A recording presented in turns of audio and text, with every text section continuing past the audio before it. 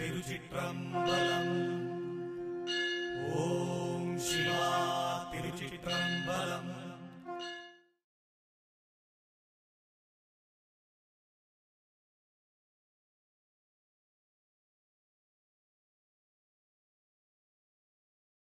ತಿರುಚಿಟ್ರಬಲಂ ಗುರುದೇವ್ ನಮಸ್ತೆ.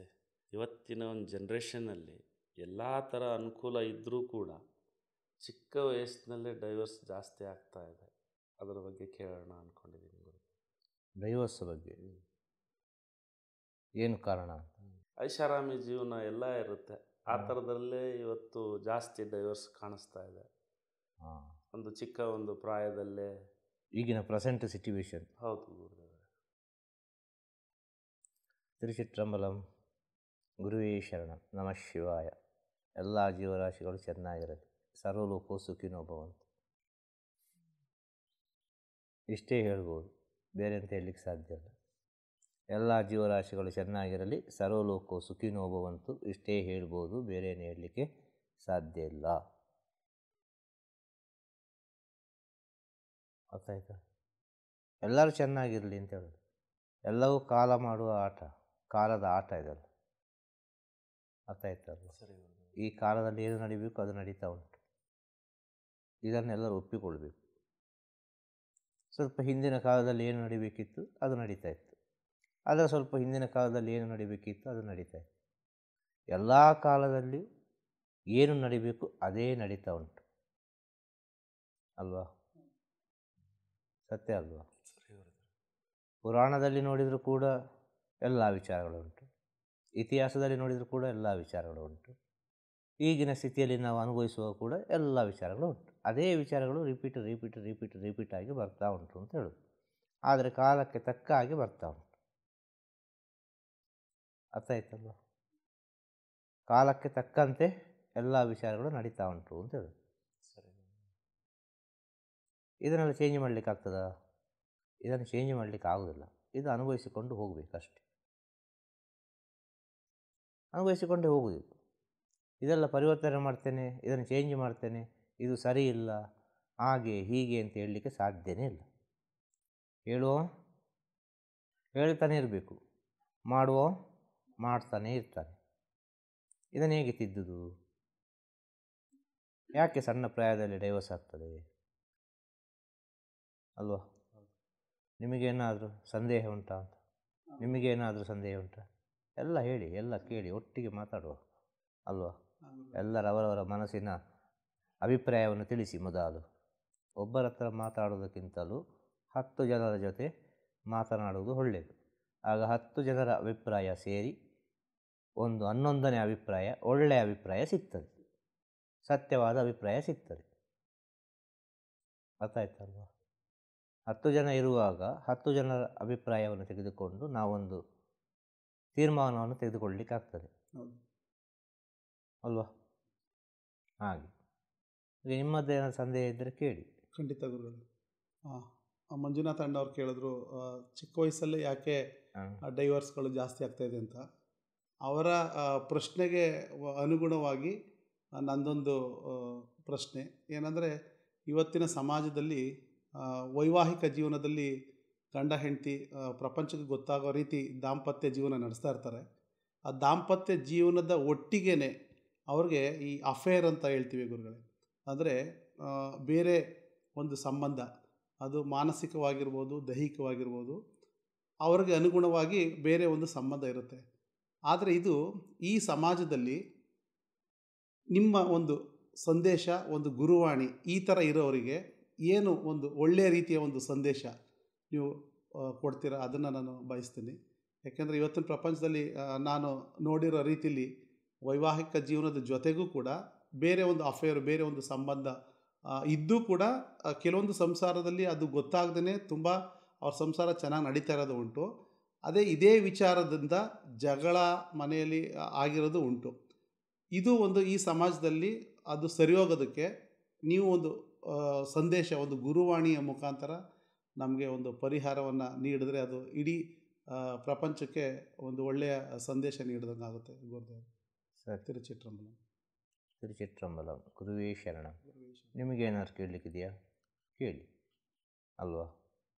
ಎಲ್ಲ ವಿಷಯವನ್ನು ತಿಳಿದುಕೊಂಡು ಎಲ್ಲ ವಿಷಯ ಕೇಳಿಕೊಂಡು ಎಲ್ಲರಿಗೂ ಒಟ್ಟಿಗೆ ಒಂದು ಉತ್ತರ ಹೇಳುವ. ಅದಕ್ಕೆಲ್ವ? ತಿರುಚಿಟ್ರಂಬಲಂ ಗುರುದೇವ, ಗುರುವೇ ಶರಣಂ. ಇವಾಗ ನಾವು ಈ ಗುರು ಮನೆಯಲ್ಲಿ ತುಂಬ ಕಲ್ತಿದ್ದೀವಿ. ಅದರಲ್ಲೂ ನೀವು ಯಾವಾಗಲೂ ಹೇಳ್ತಾ ಇರ್ತೀರಾ ಸಂಸಾರಕ್ಕಿಂತ ದೊಡ್ಡ ಆಧ್ಯಾತ್ಮ ಇಲ್ಲ ಅಂತ. ಹಾಗಾಗಿ ಈ ಸಂಸಾರದಲ್ಲೇ ತುಂಬ ಗೊಂದಲಗಳು ಬರ್ತಾ ಇದೆ. ಅದು ಹೆಣ್ಣು ತಗೊಳ್ಳೋದು ನಿರ್ಧಾರದ ಮೇಲೆನೋ ಇಲ್ಲ ಗಂಡಸು ತಗೊಳ್ಳೋ ನಿರ್ಧಾರದ ಮೇಲೆನೋ, ಇದು ಯಾರಾದರೂ ಒಬ್ಬರು ತಗೊಳ್ಳೋದು ನಿರ್ಧಾರದ ಮೇಲೆ ಇದೆಲ್ಲ ಒಂದು ಗೊಂದಲಮಯವಾಗಿ ಕಡೆಗೆ ಈ ಸಂಸಾರನೇ ಆಧ್ಯಾತ್ಮ ಅಂತ ಅಂದ್ಕೊಬೇಕು ಅಂತ ನೀವು ಸಂದೇಶ ಕೊಡ್ತಾ ಇರ್ತೀರ. ಆದರೆ ಆ ಆಧ್ಯಾತ್ಮನೇ ನಮಗೆ ಅನುಭವಿಸೋಕ್ಕಾಗದೇ ಇರೋವಂಥ ಪ್ರೆಸೆಂಟ್ ಸಿಚುವೇಶನ್ ಬರ್ತಾ ಇದೆ. ಇದು ಯಾರ ವೈಫಲ್ಯ, ಇದು ಯಾಕೆ ಈ ಥರ ಎಲ್ಲ ಆಗ್ತಾ ಇದೆ ಅಂತ ನೀವು ಈ ಪ್ರಪಂಚಕ್ಕೆ ನಿಮ್ಮ ಸಂದೇಶ ಕೊಡಬೇಕು ಅಂತ ಕೇಳ್ಕೊತೀನಿ. ತಿರುಚಿಟ್ರಂಬಲಂ ಗುರುವೇ ಶರಣಂ. ತಿರುಚಿಟ್ರಂಬಲಂ ಗುರುವೇ ಶರಣಂ. ನಿಮಗೇನಾದ್ರು ಕೇಳಲಿಕ್ಕಿದೆಯಾ? ತಿರುಚಿಟ್ರಂಬಲಂ ಗುರುಗಳೇ, ಇವರೆಲ್ಲ ಕೇಳಿದ ಹಾಗೆ ನಂದು ಒಂದು ಪ್ರಶ್ನೆ ಏನಂತಂದರೆ, ಇವತ್ತು ಗಂಡ ಹೆಂಡತಿ ಸಂಸಾರ ಅಂದಾಗ ಸುಮಾರು ಸಮಸ್ಯೆಗಳು ಸ್ಟಾರ್ಟ್ ಆಗಿದೆ. ಡೈವೋರ್ಸ್ಗಳು ಜಾಸ್ತಿ ಆಗ್ತಾಯಿದೆ, ಅನೈತಿಕ ಸಂಬಂಧಗಳು ಜಾಸ್ತಿ ಆಗ್ತಾಯಿದೆ. ಇದಕ್ಕೆ ಪೂರಕವಾಗಿ ಏನು ಅಂತಂದರೆ ಸಾಮಾಜಿಕ ಜಾಲತಾಣಗಳು ಜಾಸ್ತಿ ಆಗ್ತಾ ಇರೋದು ಅಂತ ಒಂದು ಅಭಿಪ್ರಾಯ ಇದೆ. ಈ ಸಾಮಾಜಿಕ ಜಾಲತಾಣಗಳನ್ನು ಎಷ್ಟರ ಮಟ್ಟಿಗೆ ನಾವು ಹೇಗೆ ಬಳಸ್ಕೊಳ್ಬೇಕು, ಎಲ್ಲಿ ಬಳಸ್ಕೊಳ್ಬೇಕು, ಇದರ ಬಗ್ಗೆ ಒಂದು ಅರಿವು ಮೂಡಿಸುವಂಥ ಒಂದು ಪ್ರಯತ್ನ, ಒಂದು ಸಂದೇಶ ತಾವು ಕೊಡಬೇಕು ಅಂತ ನನ್ನ ಹತ್ರ ಒಂದು ಬೇಡಿಕೆ. ಒಳ್ಳೆಯದಾಗಲಿ, ಶುಭವಾಗಲಿ. ತಿರುಚಿಟ್ರಂಬಲಂ ಗುರುವೇ ಶರಣಂ. ನಮಃ ಶಿವಾಯ, ನಮಃ ಶಿವಾಯ, ನಮಃ ಶಿವಾಯ. ಎಲ್ಲರೂ ಕೇಳಿದ ಪ್ರಶ್ನೆ ಒಂದೇ, ಕೇಳಿದ ರೀತಿ ಮಾತ್ರ ಬೇರೆ ಬೇರೆ ಅಲ್ವಾ? ಇದಕ್ಕೆ ಉತ್ತರ ಏನು ಹೇಳ್ಬೋದು ಅಂತ ಹೇಳಿದರೆ, ಮಾನವರಲ್ಲಿ, ಅರ್ಥ ಆಯ್ತಲ್ವ? ಮಾನವರಲ್ಲಿ ಒಟ್ಟಿನಲ್ಲಿ ಹೇಳುವುದಾದರೆ ಎಲ್ಲರೂ ಹೇಳೋದು ಮನುಷ್ಯರು. ಆದರೆ ಯಾರೂ ಮನುಷ್ಯರಾಗಲಿಲ್ಲ. ಪ್ರತಿಯೊಂದು ಸಂದೇಶದಲ್ಲಿಯೂ ಹೇಳುವಂಥ ವಿಚಾರ ಇದು.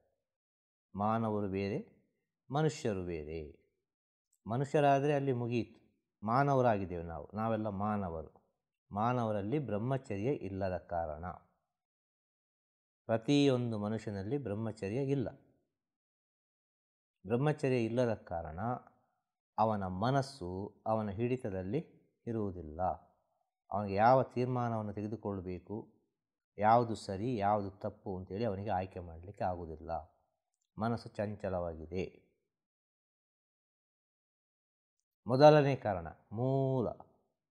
ಯಾರೊಬ್ಬ ಬ್ರಹ್ಮಚರ್ಯವನ್ನು ಪಾಲನೆ ಮಾಡ್ತಾನೋ ಅವನ ಜೀವನದಲ್ಲಿ ಇಂಥ ಅನಾಹುತಗಳು, ಇಂಥ ಕೆಡುಕುಗಳೆಲ್ಲ ಬರಲಿಕ್ಕೆ ಸಾಧ್ಯ ಇಲ್ಲ. ಯಾರೊಬ್ಬ ಬ್ರಹ್ಮಚಾರ್ಯವನ್ನು ಪಾಲನೆ ಮಾಡದೇ ಜೀವನವನ್ನು ಮಾಡ್ತಾನೋ ಅವನ ಜೀವನದಲ್ಲಿ ಇಂಥ ಅನಾಹುತಗಳೆಲ್ಲ ಬರಲಿಕ್ಕೆ ಭಾಳಷ್ಟು ಸಾಧ್ಯತೆಗಳಿದೆ.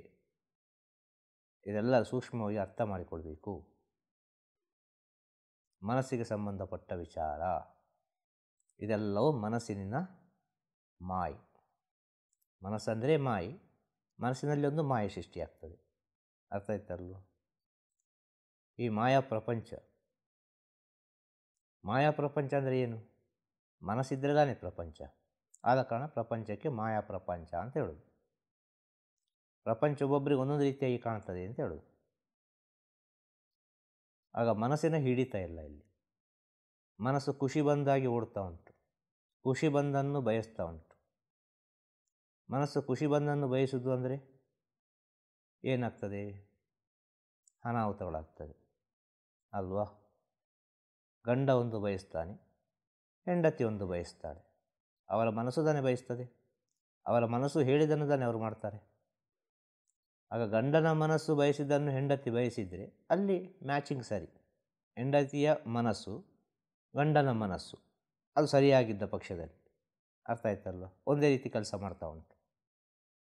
ಅಂಥ ಪಕ್ಷದಲ್ಲಿ ಅದು ಮ್ಯಾಚಿಂಗ್, ಒಬ್ರಿಗೊಬ್ಬರಿಗೆ ಅಂಡರ್ಸ್ಟ್ಯಾಂಡಿಂಗ್, ಒಬ್ಬರನ್ನೊಬ್ಬರನ್ನು ಅರ್ಥ ಮಾಡಿಕೊಂಡು ಜೀವನ ಮಾಡುವುದು ಅಲ್ವಾ? ಅದು ಮ್ಯಾಚಿಂಗ್ ಆಗಿರ್ತದೆ, ಸರಿಯಾಗಿರ್ತದೆ. ಈಗ ಮದುವೆ ಅಂದರೆ ಏನು? ಇದನ್ನು ನಾವು ಸ್ವಲ್ಪ ಆಲೋಚನೆ ಮಾಡಬೇಕು. ಮನಸ್ಸುಗಳ ಮಿಲನ ಅಂದರೆ ಮದುವೆ. ಅರ್ಥ ಆಯ್ತಾ ಅಲ್ವಾ? ಈ ಮದುವೆ ಯಾವ ರೀತಿಯಲ್ಲಿ ಆಗ್ತದೆ ಇದನ್ನು ಸ್ವಲ್ಪ ಆಲೋಚನೆ ಮಾಡಬೇಕು ಅಲ್ವಾ? ಒಂದು ಮದುವೆ ಗುರು ಹಿರಿಯರಿದ್ದು ಮದುವೆ ಆಗುವುದು. ಇನ್ನೊಂದು ಮದುವೆ ಮನಸ್ಸುಗಳ ಒಪ್ಪಿಗೆಯಿಂದ ಗಂಡು ಹೆಣ್ಣು ಸೇರಿ ನಾನು ನಿನ್ನನ್ನು ಮದುವೆ ಆಗ್ತೇನೆ, ನಾನು ನಿನ್ನನ್ನು ಕೊನೆಯವರೆಗೆ ಕಾಪಾಡ್ತೇನೆ, ನಾನು ನಿಮ್ಮನ್ನು ಇಷ್ಟಪಟ್ಟಿದ್ದೇನೆ, ನಾನು ಬದುಕಿದ ನಿಮ್ಮ ಜೊತೆಯೇ ಬರಬೇಕು ಅಂತೇಳಿ ಲವ್ ಮ್ಯಾರೇಜ್ ಅಲ್ವಾ? ಅದು ಫ್ರೆಂಡ್ಸ್ಗಳ ಮೂಲಕ ಒಂದು ದೇವಸ್ಥಾನ ಇಲ್ಲ ರಿಜಿಸ್ಟರ್ ಆಫೀಸ್ ಇಲ್ಲದ್ರೆ ಅವರ ಒಂದು ತಿಳಿದ ಒಂದು ಧರ್ಮ ಕ್ಷೇತ್ರದಲ್ಲಿ ಅವರಿಗೆ ಯಾವುದು ಇಷ್ಟ ಉಂಟು ಅಲ್ಲಿಗೆ ಹೋಗಿ ಒಂದು ಗುರುಗಳಿದ್ದರೆ ಗುರುಗಳ ಹತ್ರ ಅಲ್ವಾ, ಇನ್ನು ಒಬ್ಬೊಬ್ಬರಿಗೆ ಒಂದೊಂದು ಅಂತರಾತ್ಮದಲ್ಲಿ ಒಂದೊಂದು ಸ್ಥಳ ಇರ್ತದೆ, ಆ ಸ್ಥಳಕ್ಕೆ ಹೋಗಿ ಒಂದು ಪ್ರಾರ್ಥನೆ ಮಾಡಿ ತಾಳಿಯನ್ನು ಕಟ್ಟಿಕೊಳ್ತಾರೆ ಅಲ್ವಾ? ಒಂದು ವಿಚಾರ. ಒಂದು ಗುರು ಹಿರಿಯರಿದ್ದು ಎಲ್ಲರೂ ಸೇರಿಕೊಂಡು ಆಗುವಂಥ ಒಂದು ಮದುವೆ. ಇನ್ನೊಂದು ಅವರವರ ಮನಸ್ಸುಗಳಿಗೆ ಸೇರಿ ಆಗುವಂಥ ಮದುವೆ, ಅವರವರ ಮನಸ್ಸುಗಳು ಮಿಲನವಾಗಿ ಆಗುವಂಥ ಮದುವೆ ಅಲ್ವಾ? ಇದೆರಡು ಮದುವೆ, ಇದೆಲ್ಲರಿಗೂ ಗೊತ್ತುಂಟು ಅಲ್ವಾ? ಮನಸ್ಸುಗಳ ಮಿಲನದಲ್ಲಿ ಆಗುವ ಮದುವೆ ಅದಕ್ಕೇನು ಹೆಸರು? Love marriage. ಅದಕ್ಕೇನು ಹೆಸರು? ಲವ್ ಮ್ಯಾರೇಜ್ ಅಲ್ವಾ? ದೈವಿಕದಲ್ಲಿ ಏನು ಹೆಸರು ಅದಕ್ಕೆ? ಗಂಧರ್ವ ವಿವಾಹ. ದೈವಿಕದಲ್ಲಿ ನಮ್ಮ ಪುರಾಣದಲ್ಲಿ ನಮ್ಮ ಹಿರಿಯರು ಹೇಳಿದಂಥ ವಿಚಾರ ಏನು? ಗಂಧರ್ವ ವಿವಾಹ. ಅಲ್ಲಿ ಯಾರು ಬೇಡ, ಅಲ್ಲಿ ಬೇಕಾದ್ದು ಗಂಡು ಹೆಣ್ಣು ಮಾತ್ರ, ಅವರ ಮನಸ್ಸು ಮಾತ್ರ ಬೇಕಾದ್ದು. ಒಂದು ವಿಷಯ ಅರ್ಥ ಆಯ್ತಾ? ಒಂದು ಮದುವೆ ಗುರು ಹಿರಿಯರು ನಿಶ್ಚಯ ಮಾಡಿ ಎಲ್ಲರೂ ಸೇರಿ ಬಂಧು ಬಳಗದವರು ಸೇರಿ ಆಗುವ ಮದುವೆ. ಇನ್ನೊಂದು ಮನಸ್ಸುಗಳು ಸೇರಿ ಆಗುವ ಮದುವೆ. ಇನ್ನೊಂದು ಅತಿ ಸೂಕ್ಷ್ಮವಾದ ಮದುವೆ ಉಂಟು. ಅತಿ ಸೂಕ್ಷ್ಮವಾದ ಮದುವೆ ಅರ್ಥ ಆಯ್ತಾ ಅಲ್ವಾ? ಆ ಮದುವೆಗೆ ಹೆಸರೇನು? ಆತ್ಮಗಳ ಮದುವೆ. ಅರ್ಥ ಆಯ್ತಲ್ವ? ಅದು ಆತ್ಮಗಳು ಮದುವೆ ಆಗೋದು, ಆತ್ಮಗಳು ಒಂದಾಗೋದು. ಅರ್ಥ ಆಯ್ತಾ ಅಲ್ವಾ? ಇದಕ್ಕೆ ಏನು ಹೇಳ್ತಾರೆ? ಆತ್ಮಗಳು ಒಂದಾಗೋದು ಆತ್ಮಾನುಬಂಧ ಸಂಬಂಧ. ಅರ್ಥ ಆಯ್ತಾ ಅಲ್ವಾ? ಈ ಆತ್ಮಾನುಬಂಧ ಸಂಬಂಧ ಎಂಬುದು ಇದಕ್ಕೆ ಏನು ಹೇಳ್ತಾರೆ ಅಂತ ಹೇಳಿದರೆ ದೈವಿಕ ಸಂಬಂಧ ಅಂತೇಳಿ. ಅರ್ಥ ಆಯ್ತಾ? ಆತ್ಮಗಳ ಸಂಬಂಧ ಇದೆ. ಒಂದು ಗಂಡು ಹೆಣ್ಣು ಆತ್ಮಗಳ ಮೂಲಕ ಒಂದಾಗ್ತಾರೆ. ಅರ್ಥ ಆಯ್ತಲ್ವ? ಅದಕ್ಕೆ ಏನು ಹೇಳೋದು? ಸೋಲ್ ಲವ್. ಅರ್ಥ ಆಯ್ತಲ್ವ? Divine love. ಅದು ಆತ್ಮಗಳ ಮೂಲಕ ಒಂದಾಗೋದು. ಅದು ಈ ಆತ್ಮಗಳ ಮೂಲಕ ಒಂದಾಗುವ ಮದುವೆ ಉಂಟಲ್ವ, ಅದು ದೈವಿಕ ಮದುವೆ. ಅದು ಅದಕ್ಕೇನು ಹೇಳೋದು? ದೈವಿಕ ಸಂಬಂಧ. ಅರ್ಥ ಆಯ್ತಲ್ವ? ಇನ್ನೊಂದು ಲವ್ ಮ್ಯಾರೇಜ್. ಲವ್ ಮ್ಯಾರೇಜ್ ಆಗ್ತದೆ, ಸ್ವಲ್ಪ ಸಮಯ ಇರ್ತಾರೆ, ಸ್ವಲ್ಪ ಸಮಯ ಜೀವನ ಮಾಡ್ತಾರೆ, ಸ್ವಲ್ಪ ಸಮಯ ಬಿಟ್ಟು ಹೋಗ್ತಾರೆ. ಅರ್ಥ ಆಯ್ತಲ್ವ? ಇದಕ್ಕೇನು ಹೆಸರು? ಋಣಾನುಬಂಧ ಸಂಬಂಧ. ಅರ್ಥ ಆಯ್ತಲ್ವ? ಈಗ ಅವ್ರು ಕೇಳಿದರು ಅಫೇರ್ ಆಗೋದು ಹೇಗೆ? ಒಂದು ಋಣ, ಯಾವುದೋ ಒಂದು ಜನ್ಮದ ಒಂದು ಋಣ, ಅದು ಮುಗಿಸಿ ಆಗಬೇಕು. ಎಲ್ಲರಿಗೂ ಅಫೇರ್ ಆಗೋದಿಲ್ಲ, ಎಲ್ಲರೊಟ್ಟಿಗೆ ಅಫೇರ್ ಆಗೋದಿಲ್ಲ. ಅರ್ಥ ಆಯ್ತಲ್ವ? ಅದರಲ್ಲಿ ಕೂಡ ಸತ್ಯತೆ ಇದೆ ಅಂತ ಹೇಳೋದು. ಕಾಮದಲ್ಲಿ ಒಂದು ಹೆಣ್ಣನ್ನು ನೋಡೋದಕ್ಕೂ, ಒಂದು ಮನಸ್ಸಿನಲ್ಲಿ ಒಂದು ಪ್ರೀತಿಪಟ್ಟು ಒಂದು ಹೆಣ್ಣನ್ನು ನೋಡೋದಕ್ಕೂ, ಒಂದು ಆತ್ಮದಿಂದ ಒಂದು ಹೆಣ್ಣನ್ನು ನೋಡೋದಕ್ಕೂ ವ್ಯತ್ಯಾಸಗಳಿದೆ. ಕಾಮದಲ್ಲಿ ಹೆಣ್ಣನ್ನು ನೋಡುವವನು ಕೇವಲ ದೇಹವನ್ನು ಮಾತ್ರ ನೋಡ್ತಾನೆ. ಅರ್ಥ ಆಯ್ತಲ್ವ? ಮನಸ್ಸಿನಲ್ಲಿ ಹೆಣ್ಣನ್ನು ನೋಡುವವನು, ಹೆಣ್ಣಾದರೂ ಸರಿ ಗಂಡಾದರೂ ಸರಿ ಇಬ್ಬರಿಗೂ. ಅರ್ಥ ಆಯ್ತಲ್ವ? ಇಲ್ಲಿ ಎರಡೂ ಒಂದೇ, ಲಿಂಗ ಮಾತ್ರ ಬೇರೆ, ಹೆಣ್ಣು ಗಂಡು ಅಂತೇಳಿ. ಒಳಗಿನ ಮನಸ್ಸೆಲ್ಲ ಒಂದೇ, ಒಳಗಿನ ಕ್ರಿಯೆ ಎಲ್ಲ ಒಂದೇ ಇಲ್ಲಿ. ಅರ್ಥ ಆಯ್ತಲ್ವ? ಕಾಮದಲ್ಲಿ ಹೆಣ್ಣನ್ನು ನೋಡುವವನು ಕೇವಲ ದೇಹವನ್ನು ಮಾತ್ರ ನೋಡ್ತಾನೆ, ದೈಹಿಕ ಸುಖವನ್ನು ಮಾತ್ರ ಬಯಸ್ತಾನೆ. ಅರ್ಥ ಆಯ್ತಲ್ವ? ಮನಸ್ಸಿನಲ್ಲಿ ಹೆಣ್ಣನ್ನು ನೋಡುವವನು, ಅರ್ಥ ಆಯ್ತಲ್ವ, ಅವಳೆಲ್ಲ ಕಷ್ಟ ಸುಖಗಳಿಗೆ ಭಾಗಿಯಾಗಿಕೊಂಡು ಯಾವುದೋ ಒಂದು ರೀತಿಯಲ್ಲಿ ತನ್ನೊಟ್ಟಿಗೆ ಇರಬೇಕು, ಅವಳೊಟ್ಟಿಗೆ ನಾನಿರಬೇಕು ಅಂತೇಳಿ ಕೂಡಿದಷ್ಟು ಮಟ್ಟಿಗೆ ಪ್ರಯತ್ನಪಟ್ಟು ಅಡ್ಜಸ್ಟ್ಮೆಂಟ್ ಮಾಡಿಕೊಂಡು ಹೋಗ್ತಾ ಇರ್ತಾರೆ. ಅರ್ಥ ಆಯ್ತಲ್ವ? ಮನಸ್ಸಿನಲ್ಲಿ ಅಂದರೆ ಅಷ್ಟು ಪ್ರೀತಿ ಅವಳ ಮೇಲೆ, ಇಲ್ಲ ಅವಳಿಗೆ ಅವನ ಮೇಲೆ. ಅಷ್ಟು ಪ್ರೀತಿ ಇರುವಾಗ ಅವರು ಮನಸ್ಸಿನಲ್ಲಿ ಒಂದಾಗಿದ್ದಾರೆ, ಯಾವುದೋ ಒಂದು ರೀತಿಯಲ್ಲಿ ಒಂದಾಗಿದ್ದಾರೆ. ಆ ಮನಸ್ಸಿನಲ್ಲಿ ಒಂದಾಗಿದ್ದಾರೆ. ಆ ಮನಸ್ಸಿನ ಮೂಲಕ ಯಾವುದೋ ಒಂದು ರೀತಿ ಸಂಬಂಧ ಆಯಿತು. ಸಂಬಂಧ ಆಗಿ ಸಂಬಂಧವನ್ನು ಬಿಡಲಿಕ್ಕಾಗೋದಿಲ್ಲ. ಆ ಬಿಡಲಿಕ್ಕಾಗದ ಪಕ್ಷದಲ್ಲಿ ಯಾವುದೋ ಒಂದು ರೀತಿಯಲ್ಲಿ ಅವರ ಕಷ್ಟ ಸುಖಗಳಿಗೆ ಸ್ಪಂದಿಸ್ತಾರೆ, ತಿಳಿದೋ ತಿಳಿಯದೆ ಸ್ಪಂದಿಸ್ತಾರೆ. ಒಂದು ಕಷ್ಟ ಉಂಟು ಮನೆಯಲ್ಲಿ ಅಂತೇಳುವಾಗ ತನ್ನಿಂದ ಅದು ಸಹಾಯ ಮಾಡ್ತಾರೆ. ಅರ್ಥ ಆಯ್ತಲ್ವ? ಆ ಮನಸ್ಸುಗಳ ಮದುವೆ ಯಾರ ಜೊತೆ ಬೇಕಾದರೆ ಆಗ್ಬೋದು ಅಂತ ಹೇಳೋದು ನಾನು. ಅರ್ಥ ಆಯ್ತಾ? ಅದು ಯಾರ ಜೊತೆ ಕೂಡ ಆಗ್ಬೋದು ಮನಸ್ಸುಗಳ ಮದುವೆ. ಅದು ಅವರವರ ಮನಸ್ಸುಗಳಿಗೆ ಬಿಟ್ಟಂಥ ವಿಚಾರ. ಈ ಸಂಬಂಧಕ್ಕೆ ಏನು ಹೇಳೋದು? ಋಣಾನುಬಂಧ ಸಂಬಂಧ. ಅರ್ಥ ಮಾಡಿಕೊಳ್ಬೇಕಿದು. ಈ ಅಫೇರ್ ಅಂತ ಹೇಳ್ತಾರಲ್ಲ, ಈ ಅಫೇರ್ ಎಂಬುದು ಮನಸ್ಸುಗಳ ಮದುವೆ ಅಂತ ಹೇಳೋದು. ಅದೆಷ್ಟು ಸಮಯ ಅಂತ ಗೊತ್ತಿಲ್ಲ. ಅದು ಶಾಶ್ವತವಾಗಿರಲಿಕ್ಕೆ ಸಾಧ್ಯತೆ ಇಲ್ಲ. ಅದು ಶಾಶ್ವತವಾಗಿದ್ದರೆ ಅದು ದೈವಿಕ ಸಂಬಂಧ ಆಯಿತು. ಆ ಸಂಬಂಧ ಯಾರಿಗೂ ಗೊತ್ತಿಲ್ಲ. ಅದು ಎರಡು ಆತ್ಮಗಳಿಗೆ ಮಾತ್ರ ಗೊತ್ತಿರೋದು. ಎರಡು ಆತ್ಮಗಳ ಸಾಕ್ಷಿ ಅದಕ್ಕೆ. ಅವರವರ ಆತ್ಮಗಳೇ ಸಾಕ್ಷಿ ಅದು. ಅದು ಈ ಪ್ರಪಂಚಕ್ಕೆ ಗೊತ್ತಾಗಲಿಕ್ಕೆ ಸಾಧ್ಯನೇ ಇಲ್ಲ ದೈವಿಕ ಸಂಬಂಧ ಎಂಬುದು. ಅಷ್ಟು ಪವಿತ್ರವಾದ ಸಂಬಂಧ ಅದು. ಆ ದೈವಿಕ ಸಂಬಂಧದಲ್ಲಿರುವವರು, ಒಂದು ಗಂಡು ಹೆಣ್ಣು ದೈವಿಕ ಸಂಬಂಧದಲ್ಲಿದ್ದರೆ ಒಬ್ಬರನ್ನೊಬ್ಬರು ಬಿಟ್ಟು ಕೊಟ್ಟುಕೊಂಡು, ಒಬ್ಬರನ್ನೊಬ್ಬರನ್ನು ಅರ್ಥ ಮಾಡಿಕೊಂಡು, ಅವರ ಕಷ್ಟದಲ್ಲಿ ಇವರು, ಇವರ ಕಷ್ಟದಲ್ಲಿ ಅವರು ಮನಸಾರೆ ಪ್ರಾರ್ಥನೆ ಮಾಡಿಕೊಂಡಿರ್ತಾರೆ. ಅರ್ಥ ಆಯ್ತಲ್ವ? ನೀನು ಬೇರೆಲ್ಲ, ನಾನು ಬೇರೆಲ್ಲ. ನಿನಗೊಂದು ಕಷ್ಟ ಬಂದರೆ ನನಗೊಂದು ಕಷ್ಟ ಬಂದ ಹಾಗೆ. ಅರ್ಥ ಆಯ್ತಾ? ನನಗೊಂದು ಕಷ್ಟ ಬಂದರೆ ನಿನಗೊಂದು ಕಷ್ಟ ಬಂದ ಹಾಗೆ. ಎರಡು ದೇಹ, ಒಂದು ಜೀವ. ಆ ರೀತಿ ಇರ್ತದೆ. ಯಾವುದು? ದೈವಿಕ ಸಂಬಂಧ, ಆತ್ಮಗಳ ಮಿಲನ, ಆತ್ಮಗಳ ಮದುವೆ. ಅರ್ಥ ಆಯ್ತಲ್ಲ? ಆತ್ಮಾನುಬಂಧ. ಇದು ದೈವಿಕ ಸ್ಥಿತಿ. ಯಾರಿಗೂ ಬೇಡ ಅವರು, ಈ ಪ್ರಪಂಚಕ್ಕೆ ಅವರು ಬೇಡ ಅವರು. ಅರ್ಥ ಆಯ್ತಲ್ವ? ಪ್ರಪಂಚ ಅವರನ್ನು ನೋಡಿದರೂ ಅವರು ಚಿಂತೆ ಮಾಡೋರಲ್ಲ.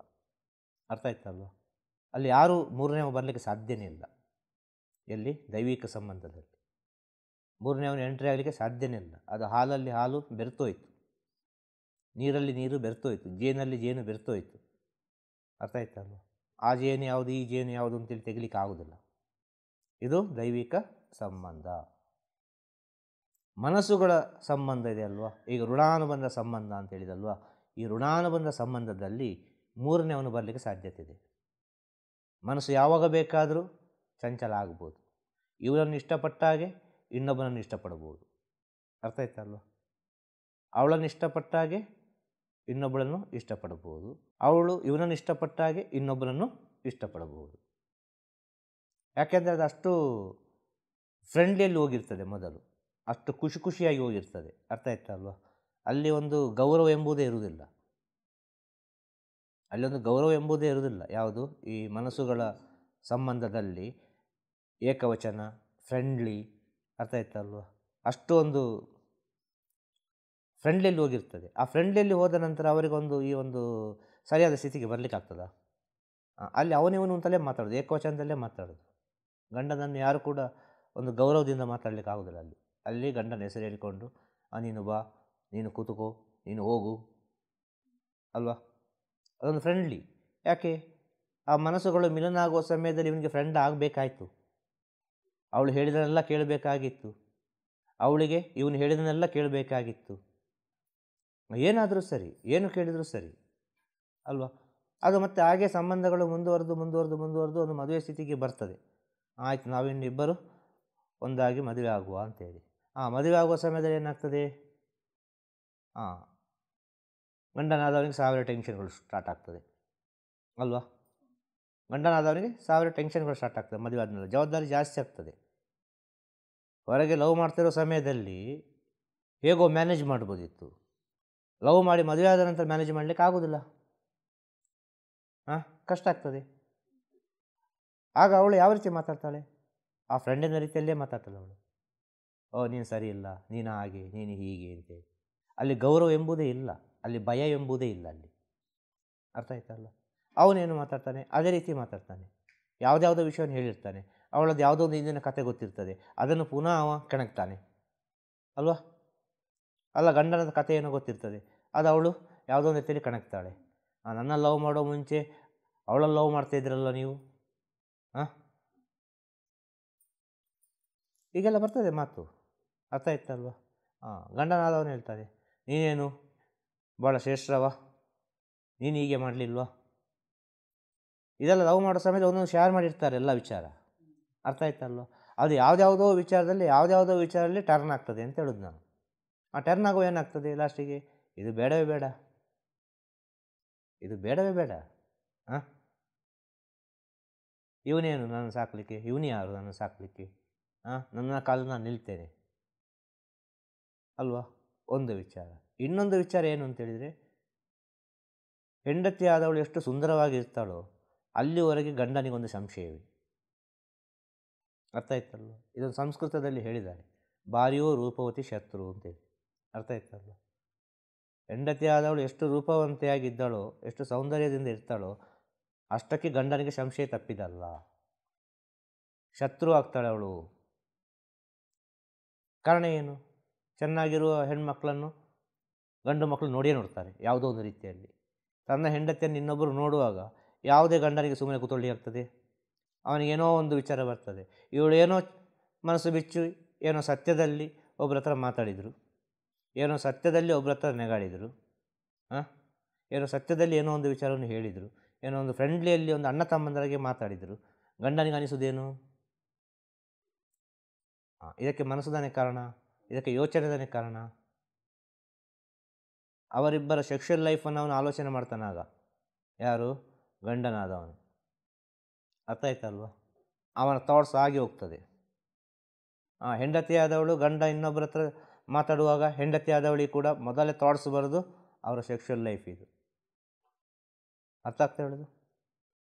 ಇದು ಯಾರು ತಪ್ಪು ತಿಳ್ಕೊಳ್ಬಾರ್ದು. ಇರುವ ಸತ್ಯವನ್ನು ಹೇಳೋದು, ಸತ್ಯ ಸಂದೇಶ ಅಂತ ಹೇಳೋದು.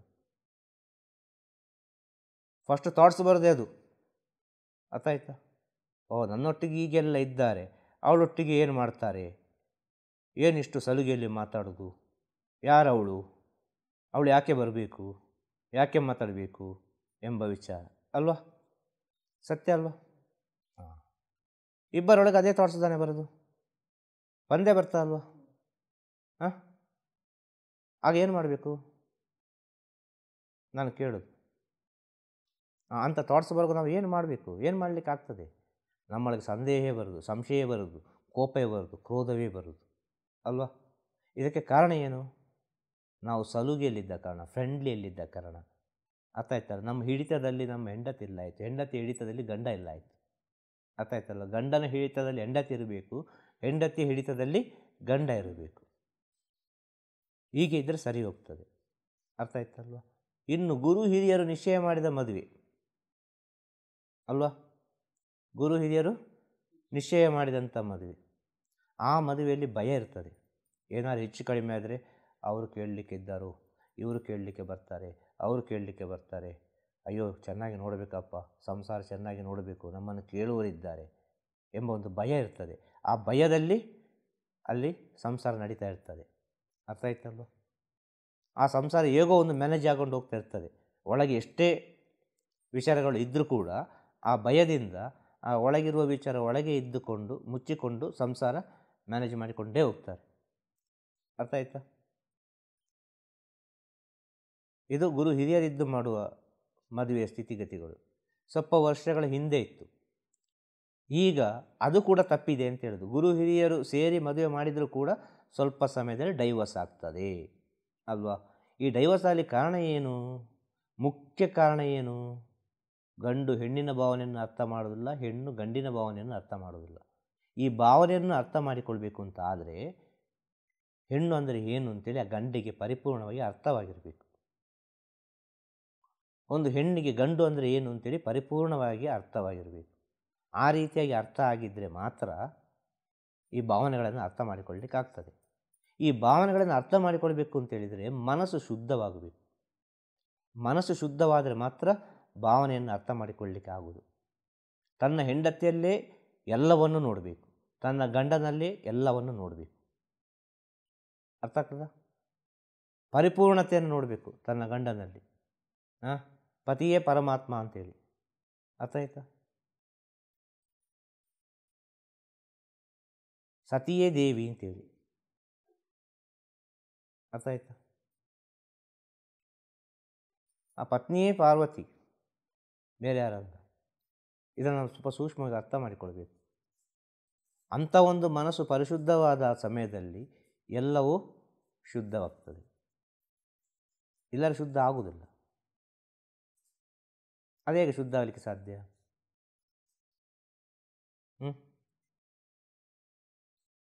ಆ ಮನಸ್ಸು ಶುದ್ಧವಾಗಬೇಕು ಅಂತ ಹೇಳಿದರೆ ಆ ಬ್ರಹ್ಮಚರ್ಯ ಪಾಲನೆ ಮಾಡಬೇಕು. ಆ ಬ್ರಹ್ಮಚರ್ಯ ಪಾಲನೆ ಮಾಡೋದ್ರಿಂದ ಎಲ್ಲವೂ ಶುದ್ಧವಾಗ್ತದೆ. ಎಷ್ಟು ವರ್ಷ ಬ್ರಹ್ಮಚರ್ಯ ಪಾಲನೆ ಮಾಡಬೇಕು? ಮದುವೆ ಆಗುವಲ್ಲಿವರೆಗೆ ಬ್ರಹ್ಮಚರ್ಯ ಪಾಲನೆ ಮಾಡಬೇಕು.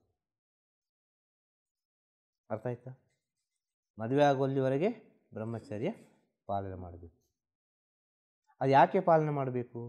ಇವತ್ತು ಅನೇಕ ಮನೆಗಳಲ್ಲಿ ಡೈವರ್ಸ್ ಆಗ್ತದೆ ಅಂತ ಹೇಳಿದರೆ, ಅನೇಕ ಅಫೇರ್ ಆಗ್ತದೆ ಅಂತ ಹೇಳಿದರೆ, ಅಂದರೆ ಇನ್ನೊಬ್ಬರ ಜೊತೆ ಸಂಬಂಧ ಆಗ್ತದೆ ಅಂತ ಹೇಳಿದರೆ, ಅದಕ್ಕೆ ಮುಖ್ಯ ಕಾರಣ ಏನಾಗಿರ್ತದೆ ಅಂತ ಹೇಳಿದರೆ, ಮೊದಲನೇ ಕಾರಣ ಅವರ ಸೆಕ್ಷುವಲ್ ಲೈಫ್. ಅವರ ಸೆಕ್ಷುವಲ್ ಲೈಫಲ್ಲಿ ಅವರಿಗೆ ಅಸಮಾಧಾನ ಇದ್ದ ಪಕ್ಷದಲ್ಲಿ ಈ ರೀತಿಯಾದ ಒಂದು ಸ್ಥಿತಿ ಬರಲಿಕ್ಕೆ ಸಾಧ್ಯತೆ ಇದೆ. ಆಗ ಗಂಡನಾದವನು ತಿಳಿದುಕೊಳ್ಳಬೇಕು, ಹೆಂಡತಿಗೊಂದು ಅಫೇರ್ ಉಂಟು ಅಂತೇಳಿ, ಆದರೆ ಕೊರತೆ ನನ್ನ ಹತ್ರ ಉಂಟು ಅಂತೇಳಿ. ನನ್ನ ಹತ್ರ ಕೊರತೆ ಇರುವ ಕಾರಣ, ನನ್ನ ಹತ್ರ ಸಮಸ್ಯೆ ಇರುವ ಕಾರಣ ಅವರು ಇನ್ನೊಬ್ಬರ ಹತ್ರ ಹೋಗ್ತಾ ಇದ್ದಾರೆ. ನನ್ನ ಹತ್ರ ಏನೋ ಒಂದು ಕಡಿಮೆ ಆಗಿದೆ. ಒಂದು ಪ್ರೀತಿಯಲ್ಲಿ ಕಮ್ಮಿ ಆಗಿರ್ಬೋದು, ಒಂದು ಮಾತಿನಲ್ಲಿ ಕಮ್ಮಿ ಆಗಿರ್ಬೋದು, ಅಲ್ಲ ನನ್ನೊಂದು ವರ್ತನೆಯಲ್ಲಿ ಕಮ್ಮಿ ಆಗಿರ್ಬೋದು. ನನ್ನಿಂದ ಏನೋ ಒಂದು ಅವಳಿಗೆ ತೊಂದರೆ ಆಗಿದೆ. ನನ್ನನ್ನು ನಂಬಿ ಬಂದಿದ್ದಾಳೆ, ಆದರೆ ಅವಳಿಗೆ ಅದು ಪರಿಪೂರ್ಣತೆ ಆಗ್ತಾ ಇಲ್ಲ. ಆದ ಕಾರಣ ಅವಳು ಇನ್ನೊಬ್ಬರನ್ನು ಬಯಸಿದ್ಲು ಎಂಬ ಸತ್ಯವನ್ನು ಗಂಡು ತಿಳಿಬೇಕು. ಆ ರೀತಿ ತಿಳಿದರೆ ಯಾವುದೇ ಮನೆಯಲ್ಲಿ ಜಗಳ ಬರುವುದಿಲ್ಲ. ಇನ್ನೊಬ್ಬರ ಹತ್ರ ಹೋಗ್ಲಿಕ್ಕೆ ಏನು ಕಾರಣ? ಏನೋ ಒಂದು ಕಾರಣ ಇರಬೇಕಲ್ಲ. ಚೆನ್ನಾಗಿ ನೋಡಿದರೆ ಆಗ್ತಿತ್ತು. ಅವಳ ಕಣ್ಣಲ್ಲಿ ನೀರು ಬರದಾಗೆ ಚೆನ್ನಾಗಿ ನೋಡ್ತಿದ್ದರೆ ಅವಳು ಇನ್ನೊಬ್ಬರ ಹತ್ರ ಹೋಗ್ಲಿಕ್ಕೆ ಉಂಟಾ? ಅವಳು ಇನ್ನೊಬ್ಬರ ಹತ್ರ ಹೋಗ್ಲಿಕ್ಕೆ ಸಾಧ್ಯನೇ ಇಲ್ಲ. ಅದೇ ರೀತಿ ಗಂಡ ಆದವ ಇನ್ನೊಬ್ಬರ ಹತ್ರ ಹೋಗ್ತಾನೆ ಅಂತ ಹೇಳುವಾಗ ಹೆಂಡತಿ ಆದವಳು ತಿಳ್ಕೊಳ್ಬೇಕು, ನನ್ನದೇ ತಪ್ಪು ಇದು ಅಂತೇಳಿ, ಬೇರೆ ಯಾರ್ದು ತಪ್ಪಲ್ಲ ಇದು. ನನ್ನ ತಪ್ಪಿಂದಾಗಿ ಈಗ ಆಗ್ತಾ ಉಂಟು. ಎಲ್ಲೋ ಒಂದು ಕಡೆ ನಾನು ತಪ್ಪು ಮಾಡಿದ್ದೇನೆ, ಎಲ್ಲೋ ಒಂದು ಕಡೆ ನಾನು ಅವರ ಮನಸ್ಸು ನೋಯಿಸಿದ್ದೇನೆ, ನನ್ನಿಂದ ಎಷ್ಟೋ ತೊಂದರೆ ಆಗಿದೆ ಅವರಿಗೆ. ಅರ್ಥ ಆಯ್ತಲ್ಲ? ಇದನ್ನು ತಿಳಿದುಕೊಳ್ಬೇಕು. ಇದನ್ನು ತಿಳಿದುಕೊಂಡ್ರೆ ಸಮಸ್ಯೆ ಬರುವುದಿಲ್ಲ.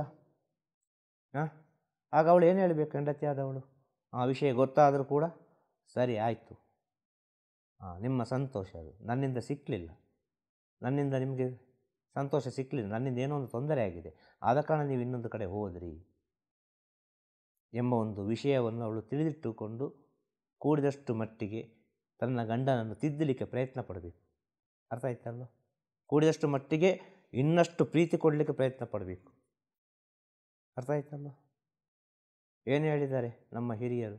ಒಂದು ಹೆಣ್ಣಾದವಳು ಯಾವ ರೀತಿ ಇರಬೇಕು ಅಂತೇಳಿದರೆ, ಕಾರ್ಯೇಶು ದಾಸಿ, ಕರುಣೇಶು ಮಂತ್ರಿ, ಭೋಜೇಶು ಮಾತಾ, ಶಯನೇಶು ರಂಭ, ರೂಪೇಶು ಲಕ್ಷ್ಮಿ. ಅರ್ಥ ಆಯ್ತಲ್ಲ? ಕ್ಷಮೆಯ ಧರಿತ್ರಿ, ಷಡ್ಧರ್ಮಯುಕ್ತ ಕುಲಧರ್ಮ ಪತ್ನಿ ಅಂತೇಳಿದ್ದಾರೆ. ಅರ್ಥ ಆಯ್ತಲ್ಲ? ಗಂಡನ ಸೇವೆ ಮಾಡುವಾಗ ದಾಸಿಯಾಗಿರಬೇಕು ಅಂತೇಳಿ. ಗಂಡನ ಪರಿಪೂರ್ಣ ಸೇವೆ ಮಾಡೋದು ಯಾವಾಗ? ಗಂಡು ಹೆಣ್ಣು ಒಂದಾಗುವಾಗ. ಗಂಡು ಹೆಣ್ಣು ಯಾವಾಗ ಒಂದಾಗ್ತಾರೆ ಆವಾಗ ಗಂಡನ ಸೇವೆಯನ್ನು ಪರಿಪೂರ್ಣಗೊಳಿಸಬೇಕು ಅವಳು. ಅರ್ಥ ಆಗ್ತಾ ಹೇಳೋದು? ಗಂಡನಿಗೆ ಅಷ್ಟು ಸಂತೋಷ ಕೊಡುವಂಥ ಸ್ಥಿತಿ ಬರಬೇಕು. ಆಗ ಗಂಡ ಅಪ್ಪಿತಪ್ಪಿಸ ಇನ್ನೊಂದು ಕಡೆ ನೋಡಲಿಕ್ಕೆ ಸಾಧ್ಯ ಇಲ್ಲ. ಅರ್ಥ ಆಯ್ತಲ್ಲ? ಹೆಣ್ಣು ಮಕ್ಕಳಲ್ಲಿ ಕಾಮ ತುಂಬ ಕಂಟ್ರೋಲ್ ಇರ್ತದೆ.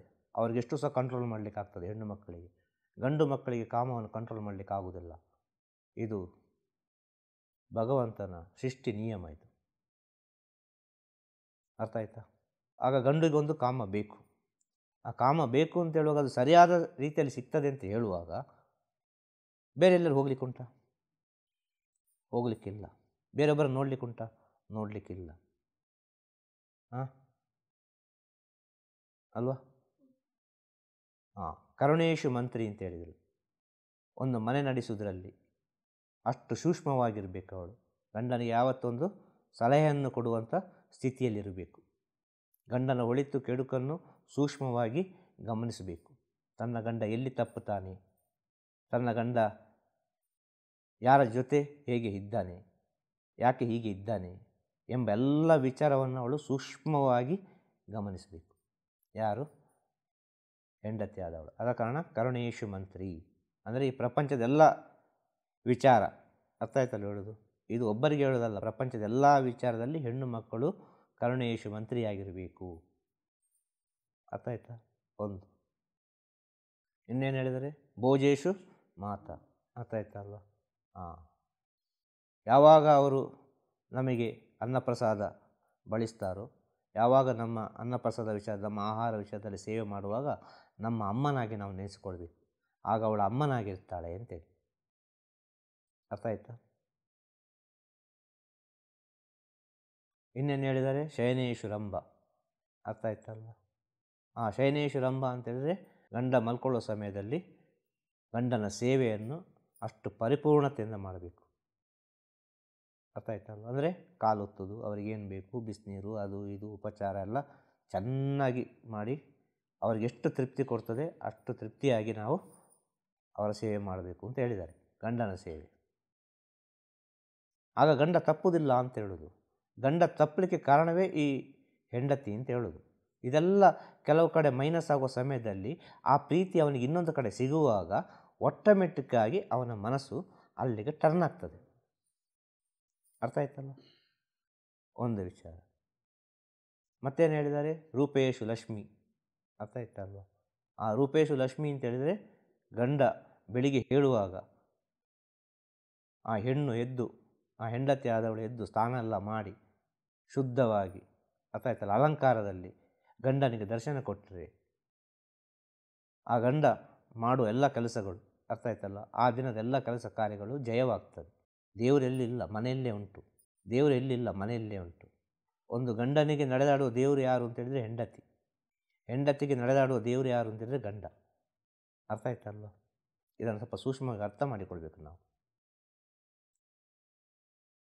ಆ ರೀತಿಯಾಗಿ ಇರಬೇಕು ಅಂತ ಹೇಳೋದು ಒಂದು ವಿಷಯ. ಅದಾದ ನಂತರ ಏನು ಹೇಳಿದ್ದಾರೆ? ಭೋಜೇಶು ಮಾತಾ, ಶಯನೇಶು ರಂಭ, ರೂಪೇಶು ಲಕ್ಷ್ಮಿ, ಅರ್ಥ ಆಯ್ತಲ್ಲ, ಕ್ಷಮೆಯ ಧರಿತ್ರಿ, ಅರ್ಥ ಆಯ್ತಲ್ಲ, ಎಲ್ಲವನ್ನು ಕ್ಷಮಿಸುವಳಾಗಿರಬೇಕು. ಇದೆಲ್ಲ ನಮ್ಮ ಹಿರಿಯರು ಹೇಳಿದಂಥ ವಿಚಾರ.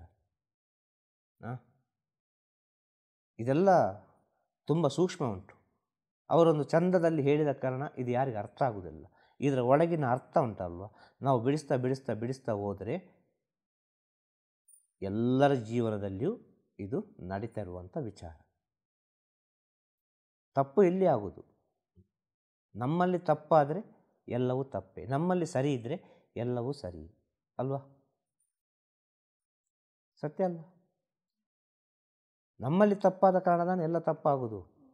ಆಗ ನಮ್ಮ ತಪ್ಪು ಯಾವುದು ಅಂತ ನಾವು ಸ್ವಲ್ಪ ಸೂಕ್ಷ್ಮವಾಗಿ ಅರ್ಥ ಮಾಡಿಕೊಂಡ್ರೆ ಖಂಡಿತವಾಗಿಯೂ ನಾವು ಯಾರ ವಿಷಯದಲ್ಲಿ, ಯಾವ ವಿಷಯದಲ್ಲಿ ಒಂದು ಗಂಡ ಹೆಂಡತಿ ಇದ್ದರೂ ಕೂಡ ಸಂಶಯ ಪಡಲಿಕ್ಕೆ ದಾರಿ ಇಲ್ಲ, ನಮ್ಮ ತಪ್ಪಿನ ಅರಿವು ನಮಗಾದರೆ.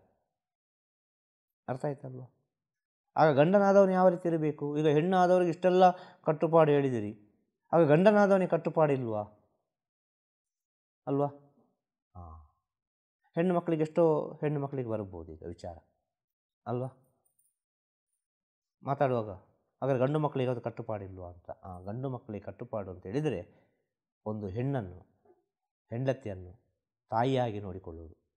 ಅರ್ಥ ಆಯ್ತಲ್ವ? ಎಲ್ಲ ಸಮಯದಲ್ಲಿ ಹೆಂಡತಿಯಾಗಿ ಇರುವುದಿಲ್ಲ. ಅರ್ಥ ಆಯ್ತಲ್ವ? ಆ ಹೆಂಡತಿಗೆ ರಕ್ಷಕನಾಗಿರುವುದು. ಅರ್ಥ ಆಯ್ತಲ್ವ? ಆ ಹೆಂಡತಿಗೆ 24 hours ಮದುವೆ ಆದ ನಂತರ ಜೀವನ ಪರ್ಯಂತ ಆಯುಷು ಇರುವಲ್ಲಿವರೆಗೆ ಆ ಹೆಂಡತಿಗೆ ರಕ್ಷಕನಾಗಿರುವುದು ಯಾರು? ಗಂಡ ಆದವ. ಒಂದು ಬಾಡಿ ಗಾರ್ಡ್ ಆಗಿರುವುದು. ಅದೇ ಗಂಡಿನ ಕೆಲಸ, ಕಾಯುವುದು, ಅವಳನ್ನು ಯಾವಾಗಲೂ ಕಾಯುವುದು. ಆದ ಕಾರಣ ದೇವರನ್ನು ಗರ್ಭಗುಡಿಯ ಒಳಗೆ ಕೂತೊಳಿಸಿದ್ದಾರೆ. ಅರ್ಥ ಆಯ್ತಲ್ವ? ಹಾಗೆ ಹೆಂಡತಿಯಾದವರನ್ನು ಗಂಡನಾದವನು ಗರ್ಭಗುಡಿಯಲ್ಲಿ ಇಡಬೇಕು ಯಾವಾಗಲೂ. ಇದು ಗಂಡನಾದವನ ಮುಖ್ಯ ಕರ್ತವ್ಯ. ಇನ್ನೊಂದು, ಯಾವುದೇ ಕಾರಣಕ್ಕೂ ಹೆಂಡತಿಯ ಕಣ್ಣಲ್ಲಿ ನೀರು ಬರಿಸಬಾರ್ದು. ಈ ನೆಗೆಟಿವ್ ಥಾಟ್ಸ್ ಎಂಬ ವಿಚಾರ ಉಂಟಲ್ವ, ಈ ಮನೆ ಒಳಗೆ ಉಂಟಾಗುವುದು ಬೇರೆ ಎಲ್ಲಿಂದ ಅಲ್ಲ, ಈ ಮನಸ್ಸಿನಿಂದ ಉಂಟಾಗುವುದು. ಅರ್ಥ ಆಯ್ತಲ್ವ? ಒಂದು ಹೆಂಡತಿಯ ಮನಸ್ಸಿನಲ್ಲಿ ಒಂದು ನೆಗೆಟಿವ್ ಥಾಟ್ಸ್ ಬಂತು ತನ್ನ ಗಂಡನ ಬಗ್ಗೆ ಅಂತ ಹೇಳಿದರೆ ಅವನು ಮಾಡುವ ಕೆಲಸ ಎಲ್ಲ ಫೈಲಿಯರ್. ಅರ್ಥ ಆಯ್ತಲ್ವ? ಯಾವಾಗ ನೋಡಿದರೆ ಗಂಡನಿಗೆ ಬೈದುಕೊಂಡು, ಯಾವಾಗ ನೋಡಿದರೆ ಗಂಡನಿಗೆ ಏನೆಲ್ಲ ಹೇಳಿಕೊಂಡು, ಅರ್ಥ ಆಯ್ತಲ್ವ? ಅವರು ಹಾಗೆ, ಅವರು ಹೀಗೆ, ಅವರು ಮಾಡಿದ ಯಾವುದು ಸರಿಯಾಗುವುದಿಲ್ಲ, ಅವರಿಗೆ ಎಷ್ಟು ಹೇಳಿದರೆ ಅರ್ಥ ಆಗೋದಿಲ್ಲ, ಇಂಥ ವಿಚಾರಗಳೆಲ್ಲ ಹೆಂಡತಿಯ ಮನಸ್ಸಿನೊಳಗೆ ಬರುವಾಗ, ಅದನ್ನು ಇನ್ನೊಬ್ಬರ ಹತ್ರ ಹೇಳುವಾಗ ಅದು ಬೇಗ ಹೋಗಿ ಟಚ್ ಆಗೋದು ಯಾರಿಗೆ ಗೊತ್ತುಂಟ? ಗಂಡನಿಗೆ. ಮೊದಲು ಟಚ್ ಆಗೋದು ಗಂಡನಿಗೆ. ಯಾಕೆಂದರೆ ಅದು ಸಂಬಂಧ ಆ ರೀತಿ ಉಂಟು. ಯಾವುದು? ಈ ಕರ್ಮ ಮತ್ತು ಋಣದ ಸಂಬಂಧ ಆ ರೀತಿ ಉಂಟು. ಅದು ಟಚ್ ಆಗಲೇಬೇಕು. ಈ ಪ್ರಪಂಚದ ಮೊದಲನೇ ಋಣ ಯಾವುದು ಅಂತೇಳಿದರೆ ಈ ಗಂಡ ಹೆಂಡತಿ ಮಕ್ಕಳು. ಇದರಿಂದ ಮಾತ್ರ ತಪ್ಪಿಸಲಿಕ್ಕೆ ಸಾಧ್ಯನೇ ಇಲ್ಲ. ಈ ಗಂಡ ಹೆಂಡತಿ ಮಕ್ಕಳಾಗ್ತದಲ್ವ, ಇದರಿಂದ ತಪ್ಪಿಸಿಕೊಳ್ಳಲಿಕ್ಕೆ ಸಾಧ್ಯನೇ ಇಲ್ಲ. ಇದು ಮೊದಲ ಕರ್ಮ ಮತ್ತು ಋಣ ಅವನವನ ಜೀವನದಲ್ಲಿ. ಇದು ಹೇಗೆ ಬೆಸೀತದೆ, ಹೇಗೆ ಒಂದಾಗ್ತದೆ ಅಂತೇಳಿ ಇದು ಅಷ್ಟು ಸುಲಭದಲ್ಲಿ ಅರ್ಥ ಮಾಡಿಕೊಳ್ಳಲಿಕ್ಕೆ ಯಾರಿಗೆ ಸಾಧ್ಯ ಇಲ್ಲ. ಅರ್ಥ ಆಯ್ತಲ್ವ? ಆಗ ತಪ್ಪು ಎಲ್ಲೇ ಉಂಟು? ನಮ್ಮ ಒಳಗೆ ಉಂಟು, ಬೇರೆ ಎಲ್ಲಿಲ್ಲ. ನಮ್ಮ ಒಳಗೆ ತಪ್ಪಿರುವ ಕಾರಣ ಎಲ್ಲ ವಿಚಾರಗಳು ತಪ್ಪಾಗಿಯೇ ನಡೆಯುವುದು. ನಾವು ಸರಿ ಇದ್ದರೆ ಎಲ್ಲವೂ ಸರಿಯೇ. ನಾವು ಸರಿ ಇದ್ದರೆ ಎಲ್ಲವೂ ಸರಿಯೇ. ನಾವು ತಪ್ಪಾದರೆ ಎಲ್ಲವೂ ತಪ್ಪು. ಆದ ಕಾರಣ ಈ ಪ್ರಪಂಚದಲ್ಲಿ 3 ವಿಧವಾದ ಸಂಬಂಧ. ಒಂದು ಕರ್ಮಕ್ಕೆ ಪಟ್ಟು ಒಂದು ಸಂಬಂಧ, ಒಂದು ಋಣಕ್ಕೆ ಪಟ್ಟು ಒಂದು ಸಂಬಂಧ, ಇನ್ನೊಂದು ಆತ್ಮಕ್ಕೆ ಪಟ್ಟು ಒಂದು ಸಂಬಂಧ. ಒಂದು ದೈವಿಕ ಸಂಬಂಧ, ಒಂದು ಋಣಾನುಬಂಧ ಸಂಬಂಧ, ಒಂದು ಕರ್ಮಾನುಬಂಧ ಸಂಬಂಧ. ಈ 3 ಸಂಬಂಧಕ್ಕೆ ಒಳಪಟ್ಟು ಮನುಷ್ಯನ ಜೀವನವಿರುವುದು. ಪ್ರತಿಯೊಂದು ಮನುಷ್ಯನ ಜೀವನದಲ್ಲಿಯೂ ಈ 3 ಸಂಬಂಧಗಳು ಯಾವುದೋ ಒಂದು ರೀತಿಯಲ್ಲಿ ಸೂಕ್ಷ್ಮವಾಗಿ ಇದ್ದೇ ಇರ್ತದೆ. ಅರ್ಥ ಆಯ್ತಲ್ವ?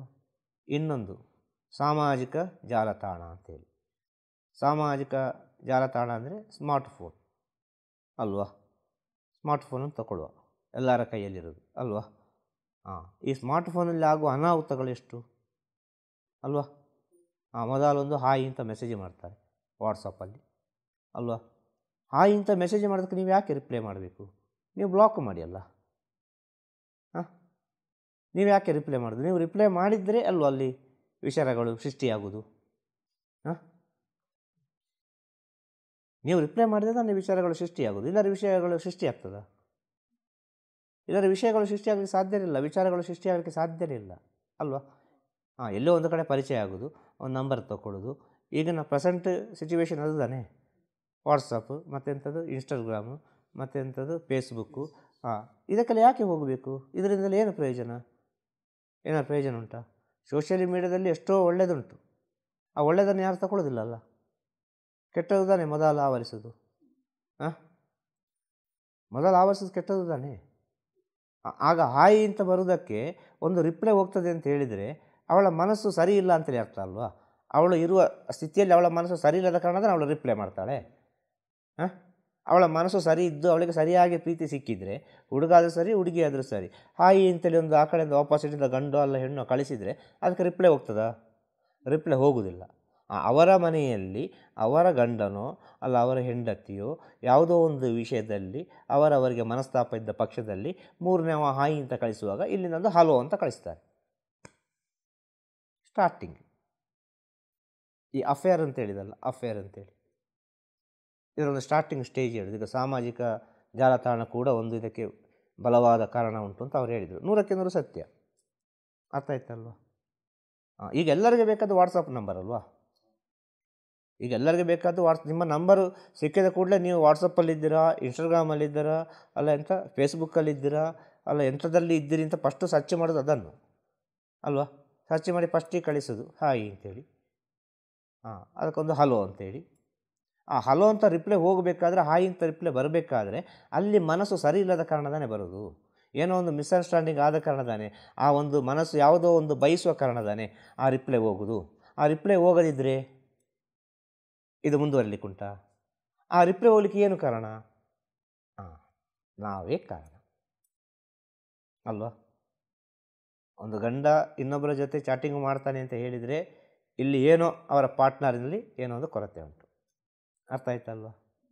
ಒಂದು ಹೆಂಡತಿ ಇನ್ನೊಬ್ಬರಿಗೆ ಏನೋ ಒಂದು ಚಾಟಿಂಗ್ ಮಾಡ್ತಾಳೆ, ಏನೋ ಒಂದು ಸಂಬಂಧದಲ್ಲಿ ಇದ್ದಾಳೆ ಅಂತ ಹೇಳಿದರೆ ಇಲ್ಲಿ ಕೊರತೆ ಉಂಟು ಅಂತಲೇ ಅರ್ಥ. ಈ ಗಂಡನಲ್ಲಿ ಏನೋ ಒಂದು ಕೊರತೆ ಉಂಟು ಅಂತಲೇ ಅರ್ಥ. ಇದನ್ನು ಅರ್ಥ ಮಾಡಿಕೊಳ್ಬೇಕು ಅಂತ ಹೇಳೋದು. ಇದನ್ನು ತಪ್ಪಿಸ್ಲಿಕ್ಕೆ ಆಗೋದಿಲ್ಲ ಅಂತ ಹೇಳೋದು. ಕದ್ದು ಮುಚ್ಚಿ ಅದು ನಡೀತದೆ ಅಂತ ಹೇಳೋದು. ಯಾವುದೋ ಒಂದು ರೀತಿಯಲ್ಲಿ ನಡೀತದೆ ಅಂತ ಹೇಳೋದು. ಯಾವುದೋ ಒಂದು ರೀತಿಯಲ್ಲಿ ನಡೀತದೆ. ಇದು ಅಷ್ಟು ಸುಲಭ ಅಲ್ಲ. ಈ ಕಾಮವನ್ನು ಗೆಲ್ಲುವುದು, ಕಾಮವನ್ನು ಕಟ್ಟಿ ಹಾಕೋದು ಅಷ್ಟು ಸುಲಭದ ವಿಚಾರ ಅಲ್ಲ. ನೋಡಲಿಕ್ಕೆಲ್ಲ ಚೆಂದ ಕಾಣ್ತದೆ, ಆದರೆ ಒಳಗಿನ ವಿಚಾರ ಯಾರಿಗೆ ಗೊತ್ತು? ಈಗ ಒಂದು ಗಂಡ ಹೆಂಡತಿ ಇಬ್ಬರು ಕೂತ್ಕೊಂಡಿದ್ದಾರೆ, ಒಂದು ಡೈನಿಂಗ್ ಟೇಬಲಲ್ಲಿ ಕೂತ್ಕೊಂಡಿದ್ದಾರೆ, ಆ ಕಡೆ ಈ ಕಡೆ ಏನೋ ಒಂದು ಊಟ ಮಾಡ್ತಾ ಇದ್ದಾರೆ ಅಂತ ಹೇಳಿದರೆ, ಗಂಡನ ಮನಸ್ಸಿನಲ್ಲಿ ಏನು ಓಡ್ತಾ ಉಂಟು, ಹೆಂಡತಿಯ ಮನಸ್ಸಿನಲ್ಲಿ ಏನು ಓಡ್ತಾ ಉಂಟು ಅಂತ ಹೇಳಲಿಕ್ಕೆ ಸಾಧ್ಯವಾ? ಈಗ ಇಲ್ಲಿ ಇಷ್ಟು 4-5 ಜನ ಕೂತ್ಕೊಂಡಿದ್ದೀರಿ. ಈ 4-5 ಜನ ಇರುವಾಗ ನಿಮ್ಮ ಮನಸ್ಸಿನೊಳಗೆ ಏನು ಓಡ್ತಾ ಉಂಟು ಅಂತೇಳಿ ಹೇಳಲಿಕ್ಕೆ ಸಾಧ್ಯವಾ? ನಿಮ್ಮ ಪಕ್ಕದಲ್ಲಿದ್ದವ್ರಿಗೆ ಹೇಳಲಿಕ್ಕೆ ಸಾಧ್ಯವಾ? ಅಲ್ಲ ನನಗೆ ಹೇಳಲಿಕ್ಕೆ ಸಾಧ್ಯವಾ? ಅಲ್ಲ ಅವರಿಗೆ ಹೇಳಲಿಕ್ಕೆ ಸಾಧ್ಯವಾ? ಆದರೆ ಇಲ್ಲಿ ಎಲ್ಲರ ಮನಸ್ಸಿನಲ್ಲಿ ಓಡ್ತಿರೋ ವಿಚಾರ ಬೇರೆ ಬೇರೆ ಅಲ್ವಾ? ಒಂದೇ ವಿಚಾರ ಆದರೂ ಕೂಡ ಅದನ್ನು ನೀವು ಸ್ವೀಕಾರ ಮಾಡೋ ವಿಚಾರ ಬೇರೆ ಬೇರೆ ಅಲ್ವಾ? ಬೇರೆ ಬೇರೆ ರೀತಿ ಅಲ್ವಾ? ಆಗ ಇದನ್ನು ಹೇಗೆ ಕಟ್ಟಾಕೋದು? ಮನಸ್ಸನ್ನು ಯಾವುದರಲ್ಲಿ ಬಂದಿ ಮಾಡೋದು ನಾವು? ಎಷ್ಟೇ ಪ್ರೀತಿಯಲ್ಲಿ ಮಾತಾಡ್ಬೋದು ಇಬ್ಬರು ಲವರ್, ಅರ್ಥ ಆಯ್ತಲ್ವ? ಆ ಕಡೆಯಿಂದ ಒಬ್ಬ ಬರ್ತಾನೆ ಅಂತ ಇಟ್ಕೋ, ಒಳ್ಳೆ ಒಂದು ಪರ್ಸನಾಲಿಟಿ, ಒಳ್ಳೆ ಹೈಟ್ ವೆಯ್ಟಾಗಿ ಚೆಂದ ಇರುವಾಗ ಇವಳಿಗೆ 1 ಸೆಕೆಂಡ್ ಆದರೂ ಮನಸ್ಸು ಅನಿಸೋದಿಲ್ವ ಭಾಳ ಚೆನ್ನಾಗಿದ್ದಾನೆ ಅಂತೇಳಿ? ಆ ಭಾಳ ಚೆನ್ನಾಗಿದ್ದಾನೆ 1 ಸೆಕೆಂಡಲ್ಲಿ ಅನಿಸುವಾಗ ಇಲ್ಲಿ ಇವರ ಲವರ್ ನಡುವೆ ಏನಾದರೂ ಸ್ವಲ್ಪ ಗ್ಯಾಪ್ ಇದ್ದರೆ, ಆ ಚೆನ್ನಾಗಿದ್ದಾನೆ ಅಂತ ಅನಿಸಿದ ಒಂದು ಸ್ಮೈಲ್ ಮಾಡಿದರೆ ಸಾಕು. ಅಲ್ಲ ಒಂದು ಹುಡುಗಿ ಚೆನ್ನಾಗಿದ್ದವಳು ಬಂದರೆ ಸಾಕು, ಅರ್ಥ ಆಯ್ತಲ್ವ? ಆ ಹುಡುಗ ಮತ್ತು ಹುಡುಗಿಯ ನಡುವೆ ಏನೋ ಒಂದು ವಿಚಾರ ಸಮಥಿಂಗ್ ಈಗ ತಾನೇ ಸ್ಟಾರ್ಟ್ ಆಗ್ತಾ ಉಂಟು, ಅರ್ಥ ಆಯ್ತಲ್ವ? ಏನೋ ಒಂದು ಲವ್ ಮಾಡಿ ಈಗ ತಾನೇ ಬಿರುಕು ಬಿಡ್ತಾ ಉಂಟು ಅಂತೇಳಿ ಒಬ್ಬ ಬರುವಾಗ ಅದು ಆಸ್ಪದ ಕೊಟ್ಟಾಗೆ ಆಯ್ತಲ್ಲ, ಒಬ್ಬನಿಗೆ ಒಂದು ಅವಕಾಶ ಕೊಟ್ಟಾಗೆ ಆಯ್ತಲ್ಲ. ನಾವೇ ಅಲ್ಲ ಅವಕಾಶ ಕೊಟ್ಟದು, ಬೇರೆ ಯಾರಲ್ಲ. ಇದನ್ನು ಸ್ವಲ್ಪ ಸೂಕ್ಷ್ಮವಾಗಿ ಅರ್ಥ ಮಾಡಿಕೊಳ್ಳುವ. ಆಗ 3ನೇವ ಬರ್ತಾರೆ, ಬಂದು ಏನೋ ಒಂದು ವಿಷಯದಲ್ಲಿ ಸೇರಿಕೊಳ್ತಾರೆ ಅಲ್ವಾ?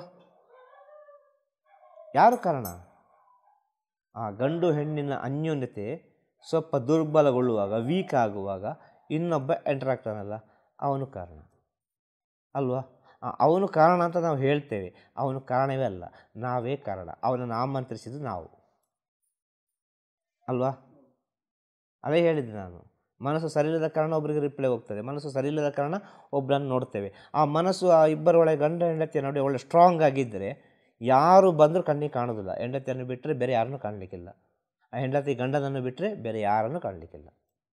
ಮನಸ್ಸು ಸ್ಟ್ರಾಂಗ್ ಆಗಿ ಅವರ ಅನ್ಯೋನ್ಯತೆ ಅಷ್ಟು ಡೆಪ್ತಾಗಿ ಸ್ಟ್ರಾಂಗ್ ಆಗಿದ್ದ ಪಕ್ಷದಲ್ಲಿ ಯಾರಾದರೂ ಕಾಣ್ತಾರಾ? ಕಾಣಲಿಕ್ಕೆ ಸಾಧ್ಯನೇ ಇಲ್ಲ. ಇನ್ನು ಕೆಲವರು ಪರೀಕ್ಷೆ ಮಾಡಲಿಕ್ಕೆ ಅಂತ ಹೋಗಿ ಅಫೇರಿಗೆ ಹೋಗಿ ಸಿಕ್ಕಾಕೊಳ್ತಾರೆ. ಅವ್ರನ್ನ ಸ್ವಲ್ಪ ಪರೀಕ್ಷೆ ಮಾಡಬೇಕು ಅಂತೇಳಿ, ಅರ್ಥ ಆಯ್ತಾ? ನೋಡಬೇಕು, ಸ್ವಲ್ಪ ದೊಡ್ಡ ಸ್ಥಿತಿಯಲ್ಲಿ ಇದ್ದವ್ರ ಹತ್ರ ಚೆನ್ನಾಗಿ ಮಾತಾಡೋದು, ಅರ್ಥ ಆಯ್ತಲ್ವ? ಯಾವುದೋ ಒಂದು ರೀತಿಯಲ್ಲಿ ಅವ್ರ ಹತ್ರ ಬೆಳೀಲಿಕ್ಕೆ ಪ್ರಯತ್ನ ಪಡೋದು, ಅದು ಯಾವುದೋ ಒಂದು ರೀತಿಯಲ್ಲಿ ಹೋಗಿ ಲಾಸ್ಟಿಗೆ ಅದು ಸಂಬಂಧವಾಗಿ ಬೆಳೀತದೆ, ಅರ್ಥ ಆಯ್ತಾ? ಇನ್ನೊಂದು ವಿಷಯ, ಯಾವ ರೀತಿ ಅಫೇರ್ ಆಗ್ತದೆ? ಬಾಲ್ಯದಲ್ಲೇ, ಸಣ್ಣ ಪ್ರಾಯದಲ್ಲಿ, ಅರ್ಥ ಆಯ್ತಲ್ವ? ಒಂದು ಗಂಡ ತೀರಿ ಹೋಯ್ತು, ಅಲ್ಲ ಹೆಂಡತಿ ತೀರಿ ಹೋಯ್ತು ಅಂತ ಹೇಳುವಾಗ ಅಲ್ಲೊಂದು ಅಫೇರ್ ಆಗ್ತದೆ, ಅರ್ಥ ಆಯ್ತಲ್ವ? ಈಗ ಎಲ್ಲವನ್ನೂ ನಮಗೆ ಸಹಿಸಿಕೊಳ್ಳಲಿಕ್ಕೆ ಸಾಧ್ಯ ಇಲ್ಲ, ಅರ್ಥ ಆಯ್ತಲ್ವ?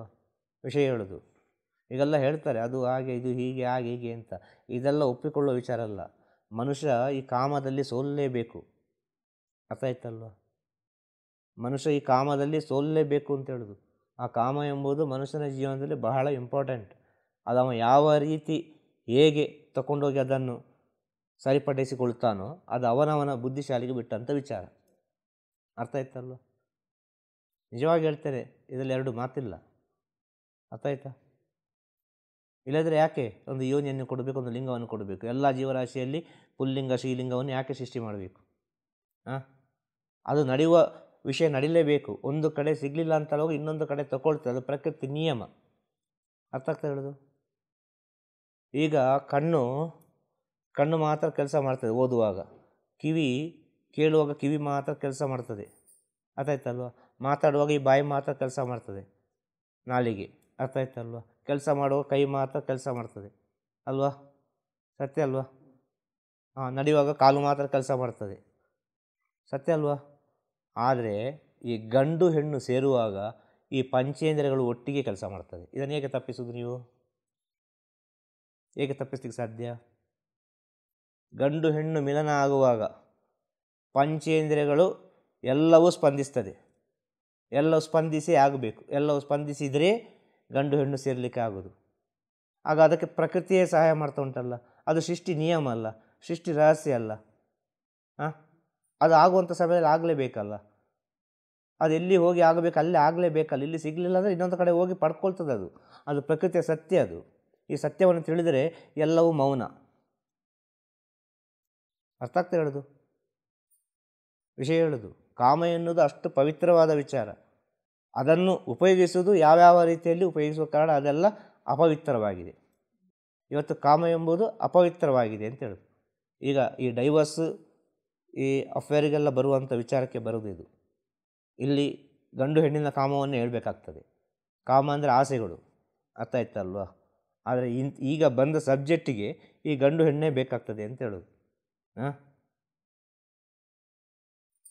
ಅದನ್ನು ಹೇಗೆ ತಡೆಯುವುದು? ಅದು ತಡೆಯೋದಕ್ಕೆ ಸಾಧ್ಯವಾ?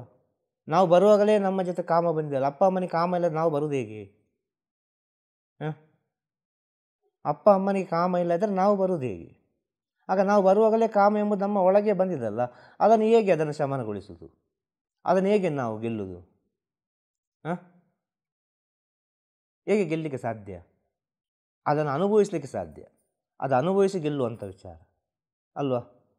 ಕಣ್ಣು ಕಣ್ಣಿನ ಕೆಲಸ ಮಾಡ್ತದೆ, ಕಿವಿಯ ಕೆಲಸ ಮಾಡ್ತದೆ, ಎಲ್ಲದರ ಕೆಲಸ ಮಾಡ್ತದೆ. ಎಲ್ಲವೂ ಭಗವಂತ ಒಳ್ಳೆಯದಕ್ಕೆ ಕೊಟ್ಟಿದ್ದಾನೆ. ಅದೇ ರೀತಿ ತಾನೇ ಲಿಂಗ ಕೂಡ ಕೊಟ್ಟದು. ಅದರ ಕೆಲಸ ಅದು ಮಾಡಲೇಬೇಕಲ್ಲ. ಅದರ ಕೆಲಸ ಅದು ಮಾಡದಿದ್ದರೆ ಭಗವಂತ ಲಿಂಗ ಕೊಟ್ಟು ಏನು ಪ್ರಯೋಜನ?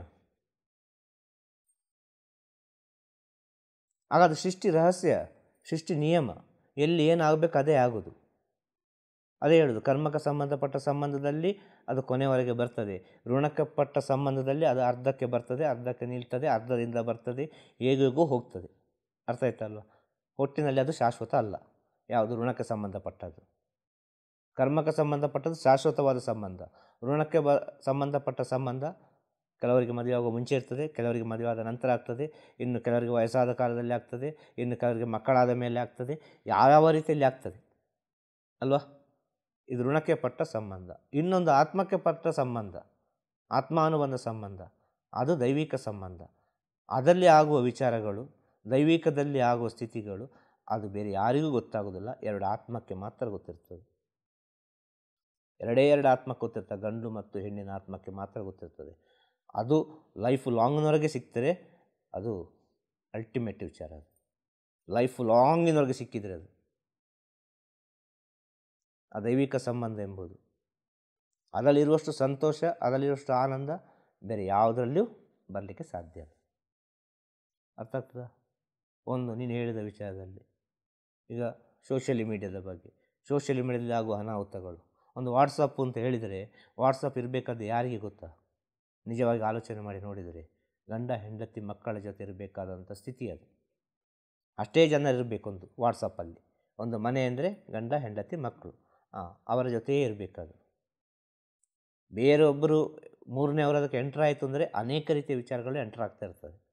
ಗಂಡ ಹೆಂಡತಿ ಮಕ್ಕಳ ಜೊತೆ ಗಂಡ ಹೆಂಡತಿ ಏನು ಬೇಕಾದ್ರೆ ಶೇರ್ ಮಾಡಿಕೊಳ್ಳಿ. ಮಕ್ಕಳಿಗೆ ಏನು ಕಳಿಸ್ಬೇಕು ಅದನ್ನೇ ಕಳಿಸಿ. ವಿಷಯ ಹೇಳೋದು ಅಲ್ಲೇ ಇರೋದು ವಿಚಾರ. ಅರ್ಥ ಆಯ್ತಲ್ಲ? ಇದು ಎಲ್ಲರೂ ವಾಟ್ಸಪ್ಪಲ್ಲಿ, ಎಲ್ಲರೂ ಖುಷಿ ಬಂದಾಗೆ ಬಳಸ್ತಾರೆ ಅಲ್ವಾ? ಇನ್ನೊಂದು ಹೊರಗಿನ ಕೆಲಸ ಕಾರ್ಯಗಳಿಗೆ ವಾಟ್ಸಪ್ ಬೇಡವಾ? ಅದಕ್ಕೊಂದು ವಾಟ್ಸಪ್ ಬೇರೆ ಮಾಡಿಟ್ಟುಬಿಡಿ. ಅದಕ್ಕೆ ನಿಮ್ಮ ಯಾವುದೇ ಫ್ಯಾಮಿಲಿ ಅಟ್ಯಾಚ್ಮೆಂಟ್ ಯಾವುದು ಹಾಕಬೇಡಿ. ನಿಮ್ಮ ಫ್ಯಾಮಿಲಿಗೆ ಕೊಡುವಷ್ಟು ಸಮಯ ವಾಟ್ಸಪ್ಪಿನಲ್ಲಿ ಬೇರೆ ಯಾವುದಕ್ಕೆ ಕೊಡಬೇಡಿ. ನಿಮ್ಮ ಫ್ಯಾಮಿಲಿಗೆ ಕೊಡುವಷ್ಟು ಸಮಯ ವಾಟ್ಸಪ್ಪಲ್ಲಿ ಬೇರೆ ಯಾರಿಗೆ ಕೊಡಲಿಕ್ಕೆ ಹೋಗಬೇಡಿ. ಇದನ್ನು ತಿಳಿದಿಟ್ಟುಕೊಳ್ಳಿ. ನಿಮ್ಮ ಫ್ಯಾಮಿಲಿಗೆ ನೀವು ಸಮಯ ಕೊಡೋದನ್ನು ಬಿಟ್ಟು ನೀವು ಬೇರೆಯವರಿಗೆ ಸಮಯ ಕೊಡ್ತೀರಿ. ಈಗ ಮನೇಲಿ ಏನೋ ಒಂದು ಸಣ್ಣ ಪುಟ್ಟ ಜಗಳ ಆಗ್ತದೆ, ಏನೋ ಒಂದು ವಿಷಯಗಳು ನಡೀತದೆ ಅಲ್ವಾ? ವಾಟ್ಸಪ್ಪಿನಲ್ಲಿ ಸರಿ ಮಾಡಿಕೊಳ್ಬೋದಲ್ಲ.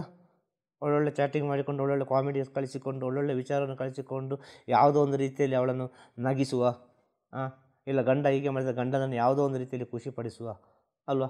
ಎಷ್ಟೋ ಬರ್ತದೆ. ಕಿಸ್ಸಿನದು ಬರ್ತದೆ, ಹಗ್ಗಿದು ಬರ್ತದೆ, ಹಾರ್ಟಿದು ಬರ್ತದೆ, ಎಂಥದ್ದೆಲ್ಲ ಬರ್ತದೆ ಅಲ್ವಾ? ಈಗೆಲ್ಲ ಎಂತೆಲ್ಲ ಬರ್ತಿದೆ, ಸ್ಪೆಷಲ್ ಎಲ್ಲ ಗೊಂಬೆಗಳೆಲ್ಲ ಅಲ್ವಾ? ಅದರ ಹೆಸರು ಗೊತ್ತಿಲ್ಲ. ಒಂದು ಬೊಂಬೆಗಳೆಲ್ಲ ಹಗ್ ಮಾಡೋದು, ಎಮ್ಮೋಜಿ ಅಲ್ವಾ? ಒಂದು ಹಗ್ಗು ಮಾಡೋದು, ಅದು ಮಾಡೋದೆಲ್ಲ ಬರ್ತದೆ ಈಗ. ಇದರಲ್ಲೇ ಖುಷಿಪಡಿಸ್ಬೋದು, ಇದರಲ್ಲೇ ವ್ಯಕ್ತಪಡಿಸ್ಬೋದಲ್ಲ. ಕೂಡಲೇ ಸರಿ ಮಾಡಿಕೊಳ್ಬೋದಲ್ಲ. ಅದನ್ನು ಅಷ್ಟು ಲಾಂಗ್ ಎಳೆದುಕೊಂಡು ಹೋಗೋದು ಯಾಕೆ? ಈ ಲಾಂಗ್ ಆಗ್ತಾ ಆಗ್ತಾ ಹೋಗುವಾಗ ಮೂರನೇ ವ್ಯಕ್ತಿ ಎಂಟರ್ ಆಗೋದು ಅಂತ ಹೇಳೋದು. ಗಂಡಿನ ಜೀವನ ಆದರೂ ಸರಿ, ಹೆಣ್ಣಿನ ಜೀವನ ಆದರೂ ಸರಿ, ಕೂಡಲೇ ಸರಿ ಮಾಡಿಕೊಳ್ಳಿ.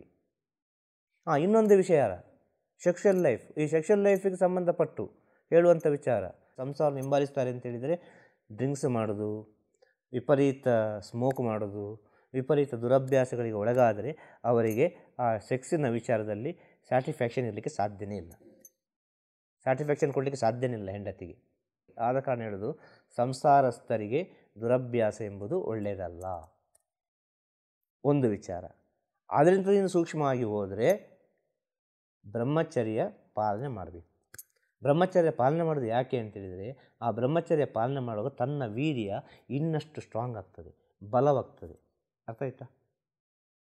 ವಿಪರೀತ ಬಲವಾಗ್ತದೆ, ಅದು ಸ್ಟ್ರಾಂಗ್ ಆಗ್ತದೆ. ಒಂದು 5 ನಿಮಿಷ 10 ನಿಮಿಷ ಸೆಕ್ಸ್ ಇರುವುದಿಲ್ಲ, ಅದು ದೀರ್ಘಕಾಲ ಸೆಕ್ಸ್ ಇರ್ತದೆ. ಅದು ಆ ದೀರ್ಘಕಾಲದ ಸೆಕ್ಸಿನಲ್ಲಿ ಆ ಹೆಣ್ಣಾದವಳು ಅಲ್ಪ ಸ್ವಲ್ಪ ಪ್ರಮಾಣದಲ್ಲಿ ಸಂತೋಷವನ್ನು ಪಡೆದುಕೊಳ್ಬೋದು. ಒಂದು ಗಂಡಿಗೆ ಒಂದು ಕಾಮ ಬಂದರೆ ಆ ಕಾಮವನ್ನು ಅವನು ಯಾವುದೋ ಒಂದು ರೀತಿಯಲ್ಲಿ ಸರಿ ಮಾಡಿಕೊಳ್ತಾನೆ. ಅರ್ಥ ಆಯ್ತಲ್ವ? ಹೆಣ್ಣಿಗೊಂದು ಕಾಮ ಬಂದರೆ ಅವಳು ಯಾರ ಹತ್ರ ಹೇಳಬೇಕು? ಹೇಳಲಿಕ್ಕಾಗೋದಿಲ್ಲ. ತಡ್ಕೊಳ್ತಾಳೆ. ಕೊನೆಗೆ ಒಂದು ದಿನ ಅದು ತಡಿಲಿಕ್ಕೆ ಆಗುವುದಿಲ್ಲ. ಇದೆಲ್ಲ ನಾವು ಅರ್ಥ ಮಾಡಿಕೊಳ್ಬೇಕು. ಇದು ಸಂಸಾರದ ಒಳಗಿರುವ ಗುಟ್ಟುಗಳು ಇದೆಲ್ಲ. ಅರ್ಥ ಆಯ್ತಲ್ವ? ಕೆಲವರು ಈ ಸಂಸಾರದ ಒಳಗಿದ್ದ ಗುಟ್ಟನ್ನು ಗುಟ್ಟಾಗಿ ಇಟ್ಟುಕೊಳ್ತಾರೆ, ಇನ್ನು ಕೆಲವರು ರಟ್ಟು ಮಾಡ್ತಾರೆ. ಬೇರೆ ದಾರಿ ಇಲ್ಲ ಅವರಿಗೆ. ಇಲ್ಲಿ ಅರ್ಥ ಮಾಡಿಕೊಳ್ಬೇಕು, ಈ ಪ್ರಪಂಚದ ಅತಿ ದೊಡ್ಡ ಶಕ್ತಿ, ಅತಿ ದೊಡ್ಡ ವಿಚಾರ ಯಾವುದು ಅಂತೇಳಿದರೆ, ಈ ಭಗವಂತ ಸೃಷ್ಟಿ ಮಾಡಿದ್ರಲ್ಲೇ ಅಲ್ಟಿಮೇಟ್ ಒಂದು ಸ್ಥಿತಿ ಯಾವುದು ಅಂತೇಳಿದರೆ, ಯಾರು ನೋಡಿದರೂ ಆಕರ್ಷಣೆ ಆಗುವ ಸ್ಥಿತಿ ಯಾವುದು ಅಂದರೆ ಅದು ಹೆಣ್ಣಿನ ಶರೀರ. ಇದನ್ನು ಅರ್ಥ ಮಾಡಿಕೊಳ್ಳಿ. ಭಗವಂತ ಸೃಷ್ಟಿ ಮಾಡಿದ್ರಲ್ಲೇ ಅತಿ ದೊಡ್ಡ ಸೃಷ್ಟಿ ಅಂದರೆ ಹೆಣ್ಣಿನ ಶರೀರ, ಹೆಣ್ಣಿನ ದೇಹ ಪ್ರಕೃತಿ. ಆ ಹೆಣ್ಣಿನ ದೇಹ ಪ್ರಕೃತಿಯನ್ನು ನೋಡಿದವ ಮರಳಾಗಲೇಬೇಕು. ಇದೇ ಸತ್ಯ, ಇದೇ ಪರಮ ಸತ್ಯ. ಆ ಹೆಣ್ಣಿಗೆ ಆಪೋಸಿಟ್ಟಾಗಿ ಸೃಷ್ಟಿ ಮಾಡಿದ ಗಂಡನು. ಅರ್ಥ ಆಯ್ತಾ? ಆ ಹೆಣ್ಣಿನ ಸ್ಥಿತಿಯಲ್ಲಿ ನಾವು ನೋಡೋದಾದರೆ ಪ್ರಪಂಚದ ಅತಿ ದೊಡ್ಡ ಒಂದು ಭಗವಂತನ ಸೃಷ್ಟಿ ಯಾವುದು, ಅಲ್ಟಿಮೇಟ್ ಸ್ಥಿತಿ ಯಾವುದು ಅಂತ ಹೆಣ್ಣಿನ ಸ್ಥಿತಿಯಲ್ಲಿ ನೋಡಿದರೆ ಅದು ಗಂಡ ಆಗಿರ್ತಾನೆ. ಅರ್ಥ ಆಯ್ತಲ್ವ? ಆದರೆ ಇಲ್ಲಿ ವ್ಯತ್ಯಾಸ ಏನು ಅಂದರೆ, ಹೆಣ್ಣಿಗೆ ಕಂಟ್ರೋಲ್ ಇದೆ, ಗಂಡಿಗೆ ಕಂಟ್ರೋಲ್ ಇಲ್ಲ. ಇದು ವಿಚಾರ. ನಾನು ಹೇಳ್ತಾ ಇಲ್ಲ, ವಿಜ್ಞಾನದಲ್ಲಿ ಹೇಳ್ತಾ ಇದ್ದಾರೆ ಅಂತ ಹೇಳೋದು. ಅರ್ಥ ಆಗ್ತದ? ಇದೆಲ್ಲ ಸೈನ್ಸ್ ನಾಲೆಜ್. ಸೈನ್ಸ್ ತಿಳಿದವರಿಗೆ ಈಗ ಹೇಳುವ ವಿಚಾರಗಳೆಲ್ಲವೂ ಅರ್ಥ ಆಗ್ಬೋದು. ಈಗ ಹೇಳುವ ವಿಚಾರಗಳೆಲ್ಲವೂ ಅರ್ಥ ಆಗೋದು ಸೈನ್ಸ್ ತಿಳಿದವರಿಗೆ, ವಿಜ್ಞಾನ ತಿಳಿದವರಿಗೆ. ಅದು ಅಂತರ್ವಿಜ್ಞಾನ ತಿಳಿದ್ರೂ ಒಳ್ಳೆಯದೇ, ಬಹಿರಂಗದ ವಿಜ್ಞಾನ ತಿಳಿದ್ರೂ ಒಳ್ಳೆಯದೇ. ಒಟ್ಟಿನಲ್ಲಿ ವಿಜ್ಞಾನದ ಅರಿವಿದ್ದವರಿಗೆ ಈಗ ಹೇಳಿದ ವಿಚಾರವನ್ನು ಒಪ್ಪಲಿಕ್ಕೆ ಸಾಧ್ಯ. ಎಲ್ಲರಿಗೂ ನಾನು ಹೇಳಿದ ವಿಚಾರನ ಒಪ್ಪಲಿಕ್ಕೆ ಸಾಧ್ಯ ಇಲ್ಲ. ನಾನು ಹೇಳುವುದಾದರೆ ಇಬ್ಬರಲ್ಲಿಯೂ ತಪ್ಪಿರ್ತದೆ. ಈ ಅಫೇರ್, ಡೈವರ್ಸು ಇಂಥ ವಿಚಾರಗಳೆಲ್ಲ ಆಗೋದಾದರೆ ಅದು ಇಬ್ಬರಲ್ಲಿ ಇರುವ ತಪ್ಪಿಂದಾಗಿ ಆಗುವಂಥ ವಿಚಾರ. ಆ ತಪ್ಪನ್ನು ಅವರವರು ತಿದ್ದಿಕೊಂಡು ಸರಿ ಮಾಡಿಕೊಂಡ್ರೆ ಒಳ್ಳೆಯದು. ಇನ್ನು ಕೆಲವು ಮನೆಯಲ್ಲಿ ಓಪನ್ ಆಗಿ ಹೇಳಿಬಿಡ್ತಾರೆ ಹೆಂಡತಿ ಹತ್ರ. ಅರ್ಥ ಆಯ್ತಲ್ವ? ನನಗೆ ನಿನ್ನ ಹತ್ರ ಸ್ಯಾಟಿಸ್ಫ್ಯಾಕ್ಷನ್ ಇಲ್ಲ, ನನಗೆ ನಿನ್ನ ಹತ್ರ ಏನೂ ರೀತಿಯ ತೃಪ್ತಿ ಆಗ್ತಾ ಇಲ್ಲ. ಅರ್ಥ ಆಯ್ತಾ? ನಾನು ಬೇರೆ ಯಾರನ್ನಾದರೂ ನೋಡಿಕೊಳ್ತೇನೆ. ಈ ಒಂದು ವಿಷಯದಲ್ಲಿ ಹೇಳಿಯೇ ಬಿಡ್ತಾರೆ. ಬೇರೆ ದಾರಿ ಇಲ್ಲ, ಕದ್ದು ಮುಚ್ಚಿ ಮಾಡಲಿಕ್ಕಾಗೋದಿಲ್ಲ. ನಾನು ಇಂಥವ್ರ ಜೊತೆ ಸಂಬಂಧ ಇಟ್ಟುಕೊಂಡಿದ್ದೀನಿ ಅಂತ ಹೇಳಿಯೇ ಬಿಡ್ತಾನೆ. ವಿಜ್ಞಾನ ತಿಳಿದವ. ಆ ವಿಜ್ಞಾನ ತಿಳಿದ ಹೆಂಡತಿ ಕೂಡ ಆಗಿರಬೇಕು. ಇಬ್ಬರು ವಿಜ್ಞಾನ ತಿಳಿದವರಾಗಿರಬೇಕು, ಸೈನ್ಸ್ ತಿಳಿದವರಾಗಿರಬೇಕು. ಇಬ್ಬರು ಸೈನ್ಸ್ ತಿಳಿದಿದ್ದರೆ ಇದನ್ನು ಅವರು ಒಪ್ಪುತ್ತಾರೆ. ಅರ್ಥ ಆಯ್ತಲ್ವ? ಎಗ್ರಿ ಮಾಡ್ತಾರೆ ಇದನ್ನು. ಅರ್ಥ ಆಯ್ತಾ? ಅದೇ ರೀತಿ ಹೆಣ್ಣಾದವಳು ಹೇಳ್ತಾಳೆ ಗಂಡನ ಹತ್ರ, ನನಗೆ ಇದು ಸರಿ ಬರ್ತಾ ಇಲ್ಲ, ನನಗೆ ಈ ವಿಷಯದಲ್ಲಿ ಏನೋ ತೃಪ್ತಿ ಇಲ್ಲ, ನನ್ನ ಪಾಡಿಗೆ ಬಿಟ್ಟುಬಿಡಿ, ನನ್ನ ವಿಷಯವನ್ನು ನಾನೇ ನೋಡಿಕೊಳ್ತೇನೆ, ಈ ವಿಷಯದಲ್ಲಿ ನೀವು ಆಪಿತಪ್ಪಿಸಿ ತಲೆ ಹಾಕಬೇಡಿ, ಈ ವಿಷಯವನ್ನು ಕೇಳೋದೇ ಬೇಡ, ನೀವು ಮರ್ತೇ ಬಿಡಿ ಅಂತ ಹೇಳಿಬಿಡ್ತಾಳೆ ಅವಳು. ಅಷ್ಟು ಡೇರಿಂಗ್ ಇರ್ತದೆ. ಅವಳಿಗೆ ದ್ರೋಹ ಮಾಡಬೇಕೆಂಬ ಮನಸ್ಥಿತಿ ಇರುವುದಿಲ್ಲ. ಯಾರಿಗೆ? ಆ ಹೆಂಡತಿ ಆದವಳಿಗೆ ಗಂಡನಿಗೆ ದ್ರೋಹ ಮಾಡಬೇಕು ಅಂತ ಮನಸ್ಥಿತಿ ಇರೋದಿಲ್ಲ. ಆ ಗಂಡನಾದವನಿಗೆ ಹೆಂಡತಿಗೆ ದ್ರೋಹ ಮಾಡಬೇಕು ಅಂತ ಮನಸ್ಥಿತಿ ಇರೋದಿಲ್ಲ. ಸರಿಯಾಗಿ ಹೇಳಿಬಿಡ್ತಾರೆ. ಈ ಜ್ಞಾನ ತಿಳಿದುಕೊಳ್ಬೇಕು ಅಂತಾದರೆ ಸ್ವಲ್ಪ ಸೈನ್ಸ್ ನಾಲೆಜ್ ಇರಬೇಕು. ಆ ವಿಜ್ಞಾನ ನಾಲೆಜ್ ಇದ್ದರೆ ಅರ್ಥ ಮಾಡಿಕೊಳ್ತಾರೆ. ಹೌದು, ಎಸ್, ನನ್ನದೇ ತಪ್ಪು, ನನ್ನಿಂದ ಆಗ್ತಾ ಇಲ್ಲ ಅಂತ ಹೇಳುವಾಗ ಅವ್ರಿಗೆ ಇನ್ನೊಂದು ಕಡೆ ಸಂತೋಷ ಇದೆ ಅಂತೇಳಿದರೆ ಅಲ್ಲಿಗೆ ಹೋಗಿ ಬರ್ತಾರೆ ಎಂಬ ಸತ್ಯವನ್ನು ತಿಳಿದು ಅವಳು ಮೌನವಾಗಿರ್ತಾಳೆ.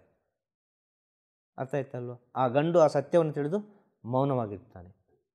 ಡೇರಿಂಗಲ್ಲಿ ಹೇಳಿಬಿಡ್ತಾರೆ ಅವರು, ನನ್ನನ್ನು ಯಾವುದೇ ವಿಷಯಕ್ಕೆ ಟ್ಯಾಚ್ ಮಾಡಬೇಡಿ, ಇಂಥ ವಿಚಾರದಲ್ಲಿ ನಾನೇನೋ ಒಂದು ಅಫೇರ್ ಆಯಿತು, ಏನೋ ಒಂದು ಒಬ್ಬರೊಟ್ಟಿಗೆ ಸಂಪರ್ಕ ಇದ್ದೇನೆ ಅಂತೇಳಿದ್ರೆ ನಿಮಗೆ ಕೇಳೋ ರೈಟ್ ಇಲ್ಲ, ಕಾರಣ ನಿಮ್ಮದೇ ತಪ್ಪು, ನಾನು ಹೀಗೆ ಆಗಲಿಕ್ಕೆ ಕಾರಣ ನೀವು ಅಂತೇಳಿ. ಅರ್ಥ ಆಯ್ತಲ್ವ? ಗಂಡನಾದವ ಹೇಳ್ತಾನೆ, ನಾನು ಹೀಗೆ ಆಗಲಿಕ್ಕೆ ಕಾರಣ ನೀನೇ ಅಂತೇಳಿ, ಬೇರೆ ಯಾರಲ್ಲ ಅಂತೇಳಿ.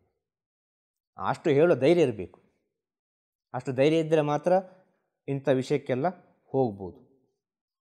ಇದು ಯಾವುದೋ ರೀತಿಯಲ್ಲಿ ಮಾಡಿ ಮತ್ತು ಯಾವುದ್ಯಾವುದೋ ರೀತಿಯಲ್ಲಿ ಹೋಗಿ ಸೇರುವುದಾದರೆ ಇಂಥ ವಿಚಾರಕ್ಕೆಲ್ಲ ಕೈ ಹಾಕುವಾಗ ಭಾಳ ಯೋಚನೆ ಮಾಡಿ ಕೈ ಹಾಕಬೇಕು. ಅಂಥ ವಿಚಾರ ನಡೆಯುವುದು ಅಂತೇಳಿದರೆ ಅದು ದೈವಿಕಕ್ಕೆ ಸಂಬಂಧಪಟ್ಟು ನಡೆದರೆ ಬಹಳ ಒಳ್ಳೆಯ ವಿಚಾರ. ಅದು ಬೇರೆ ಎಲ್ಲಿ ಹೋಗ್ಲಿಕ್ಕಿಲ್ಲ, ಎರಡು ಆತ್ಮವನ್ನು ಬಿಟ್ಟು ಬೇರೆ ಎಲ್ಲಿ ಹೋಗ್ಲಿಕ್ಕಿಲ್ಲ.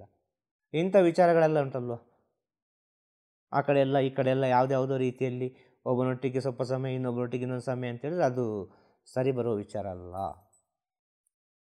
ಅದು ಯಾವುದೋ ಒಂದು ರೀತಿಯಲ್ಲಿ ಹೋಗ್ತದೆ ಲೈಫ್, ಇದು ಇಷ್ಟೇ ಅಂತೇಳಿ.